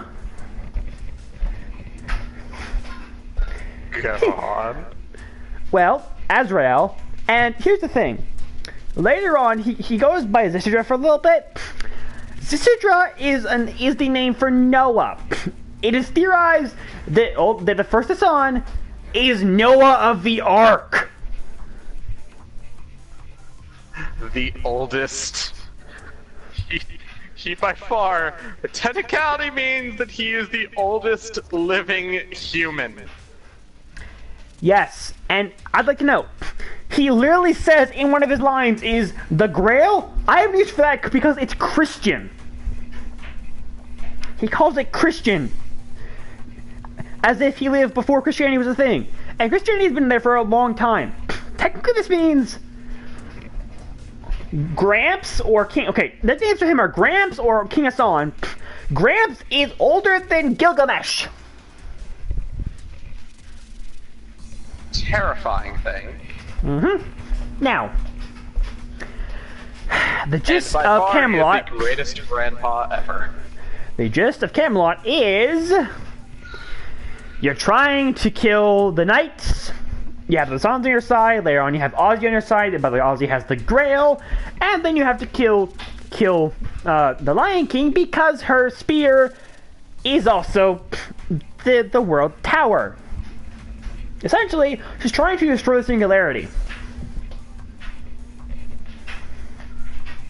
She's essentially trying to cut off the Singularity from human history.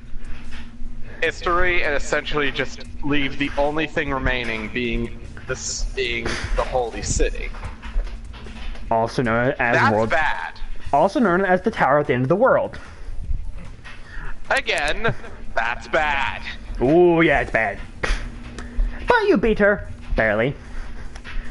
barely. And we should also mention the other person that's been on your side and on this journey the whole time. Lucius, or as he's revealed later on, Bedivere. You know, one of his knights, the person who threw Excalibur back into the lake. Yeah, he has the arm, which is called Agathlam.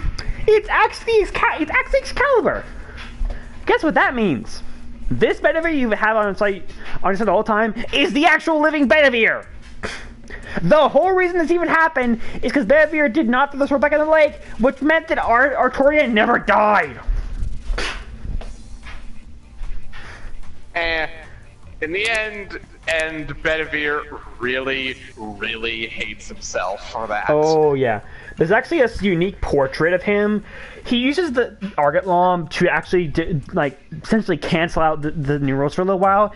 There's a unique sprite that's only shown once with him grabbing his arm in pain, and there's a very ominous sizzling noise. Yeah. Also, I'd like to note something.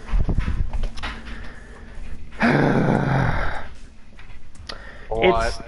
Well, Saber Artoria is near flat as a board. Lancer Artoria is not. Lancer Artoria is by far. If you ever wanted to think, I mean, to be fair, I have to be honest. Regular Artoria is not really too flat. If we're counting Fate Zero's version of her. We're not. Yeah, depressingly so. I like it when my Artorias are smug. Lancer Artoria is massive in the boob department. Mainly because she actually grew a bit older. And got... Yeah, She reached the growth department section. Technically, this applies to her.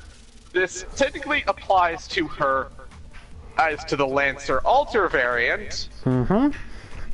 It's especially in the booby department. Yeah. Just... ugh. Anyway, moving on from that point, time for Singularity 7! Can you guys guess what it is? Oh boy. The final demonic battlefront. Babylonia. Layer renamed to Mesopotamia.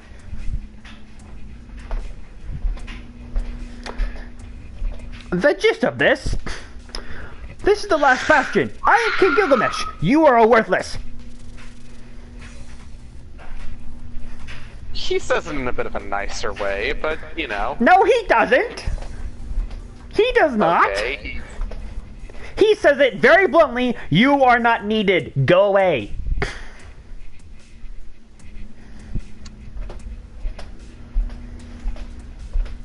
I'd like to know, King Gil is actually not as bad as Archer Gil. He's still kind of an ass at times, but he's But not. it's as Gilgamesh. He's a much nicer asshole. He's a king now. He's a fair king. Everyone trusts him. They love him. The problem is, he overworks himself. Oh yeah, I'll go into that in a bit. I will go into a bit. But here's the thing. Basic gist. 3 guys alliance. 3 guys is trying to kill Yurok and get the Holy Grail. Gil has the Holy Grail already. Now, first thing, guess how the whole thing starts. Well, you end up landing in a random city that's been pretty fucking destroyed. And well, you run into Ishtar. And more specifically, Ishtar literally falls on you. She kinda does not know how to drive. Despite having a giant bow. Also, point, Ishtar is using Rin Tosaka's body as a vessel. Which is probably why she looks like a stripper. God. Anyway, after Ishi runs off, yes, we are calling her Ishi for the rest of this because that's her name. It's Ishi. You go to Uruk. Gilgamesh says, go and help people. You do that. Later on, you're tasked with trying to figure out who the three goddesses are. Guess who the first goddess is? If I'm correct, the first one you try to figure out is... Southern. My brain's dying here. You go to the big old forest, there's actually a jungle, and you meet Quetzalcoatl. Lucha Libre! And Quetz is the definition of luchador, big sis. Oh yeah. And let me tell you, if you ever wanted to have at least a little...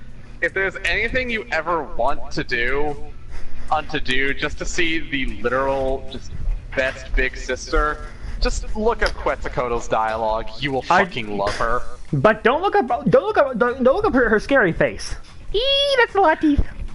Let me tell you, that scary face is just at the same time the worst and the best, because like... Also, I'd like to know something. To plan to be Quetz, you Ishtar, who you've gotten on your side at this point because money. And by the way, Ishtar is not one of the three goddesses. She's been fooled. She's not one of the goddesses of the Alliance. Nice job, Ishi. Ishi, you have Ishi drop you from like 100 meters up to Luchador Slam onto Quetzalcoatl. And then you get Quetz's trust because that was totally suicidal, you idiot. Also, before this, you met Anna, who is actually a young Medusa, who was adorable, and him.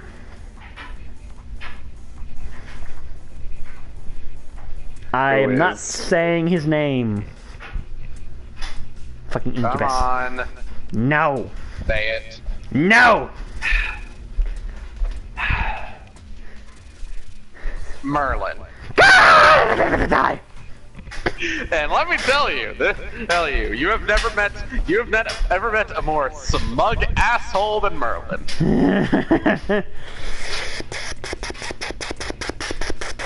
Man is the textbook definition of smug, and I love him. By the way, And hate him. after you get Quetz on your side, it's time to figure. Guess what happened while you were gone? Let's see. Oh yeah, right. Gil's dead. Guess why? I won't say. Actually, no. I'm not telling you why yet. You go to the. Don't say it. I'm not explaining, and it's just like basically through some deduction, it's assumed that deduced that it was one of the members of the Goddess Alliance. Ereshkigal! Yay! Eresh! Now, before you question why I'm saying that, Ereshkigal is my #1 waifu. I can't, and as a point, I can't really blame him for saying that, because literally, I just her fucking expressions. One expression is literally her smiling, and there are sparkles around her face. She acts like she tries to act very powerful, but she's so flustered and embarrassed. Unfortunately, she spent all of her life stuck in the underworld. So whenever she sees like trees or grass or especially flowers, she gushes. I'd also like to note, here's the thing about Eresh. You want to know what the original thing with Eresh was? Originally, Eresh was only there because they wanted a blonde Rin in Grand Order. So they made that sprite, and she didn't even have a battle sprite at this point, but literally, she became an official servant because so many people wanted her. She was so adorable, so likable, so instantly accepted and wanted that they literally made her into an official servant. She didn't even have a battle sprite or even an official model. She just had those expressions that were fucking adorable. And like, I feel like they just put blonde Rin and kind of forgot, wait a minute. Oh yeah, right. Fate Extra Rin is blonde. well, yeah, they forgot about that. It's actually a bit of lore. Both Ishii and Eris, who by the way are sisters, are using Rins as vessels, but Ishii's using Stay Night Rin, and Eris is using Fate Extra Rin, because Rin in the game is using an avatar. If you complete the Rin route, it's actually really, yes, Extra Rin is a blonde. Yep. Now, as it turns out, guess what? Eris literally says, "No, I didn't take the idiot. He..." Drum roll, please.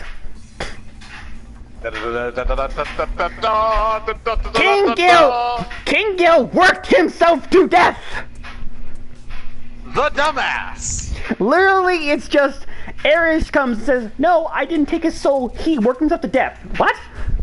Then King Gil says, "Hey, you're finally here. You worked yourself to death, you fucking idiot." I'm sorry.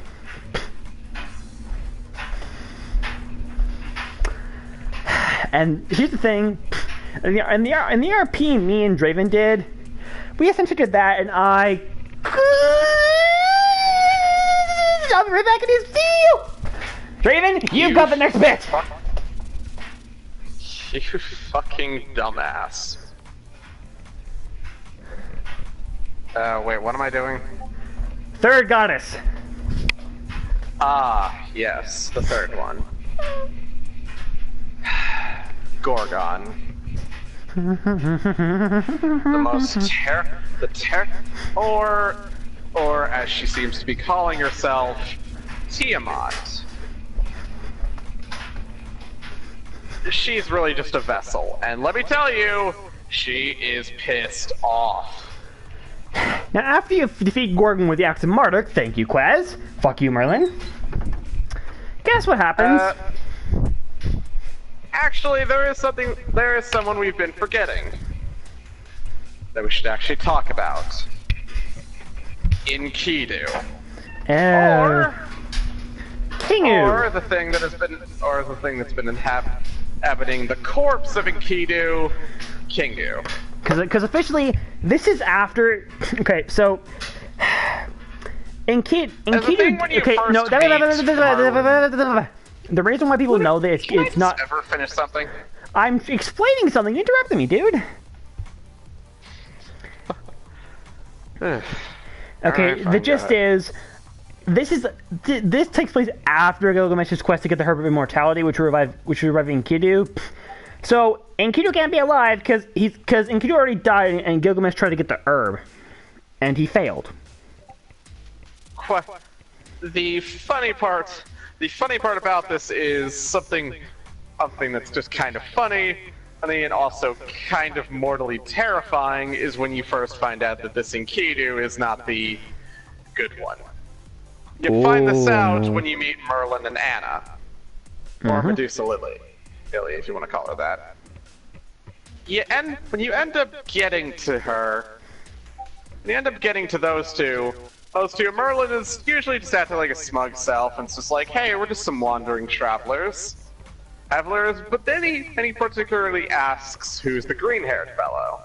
And when Kingu says their name is Enkidu, Merlin kind of panics.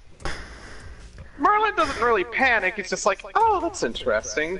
If I remember correctly, actually, King Gilgamesh got back recently from a trip to the underworld. And in fact, he failed to revive Enkidu. How strange. To which it's kind of revealed that, oh, that's not really Enkidu. And you get probably one of the most terrifying sprites! Essentially, fake Enkidu, but with a slightly different look, his eyes missing red and staring straight at you, the player. Quite not fun. Pipper. In fact, not fun at all. Why the fuck is this here? What the hell? Please. Now, please stop. Draven, Please. Draven, here's an idea. We could keep going for another hour, or we could stop here on a cliffhanger. Stop here on a cliffhanger. Let's Yes! keep everyone terrified. So, guys, this has been Rux's Shade, talking about Fate Grand Order story. We're horrible people. And also, my co-host has been... Draven, the ever famous vagabond. Thank you all very much for watching, and... blah! Have fun being on a cliffhanger. We're not good people, are we? No, we're not. Whatever.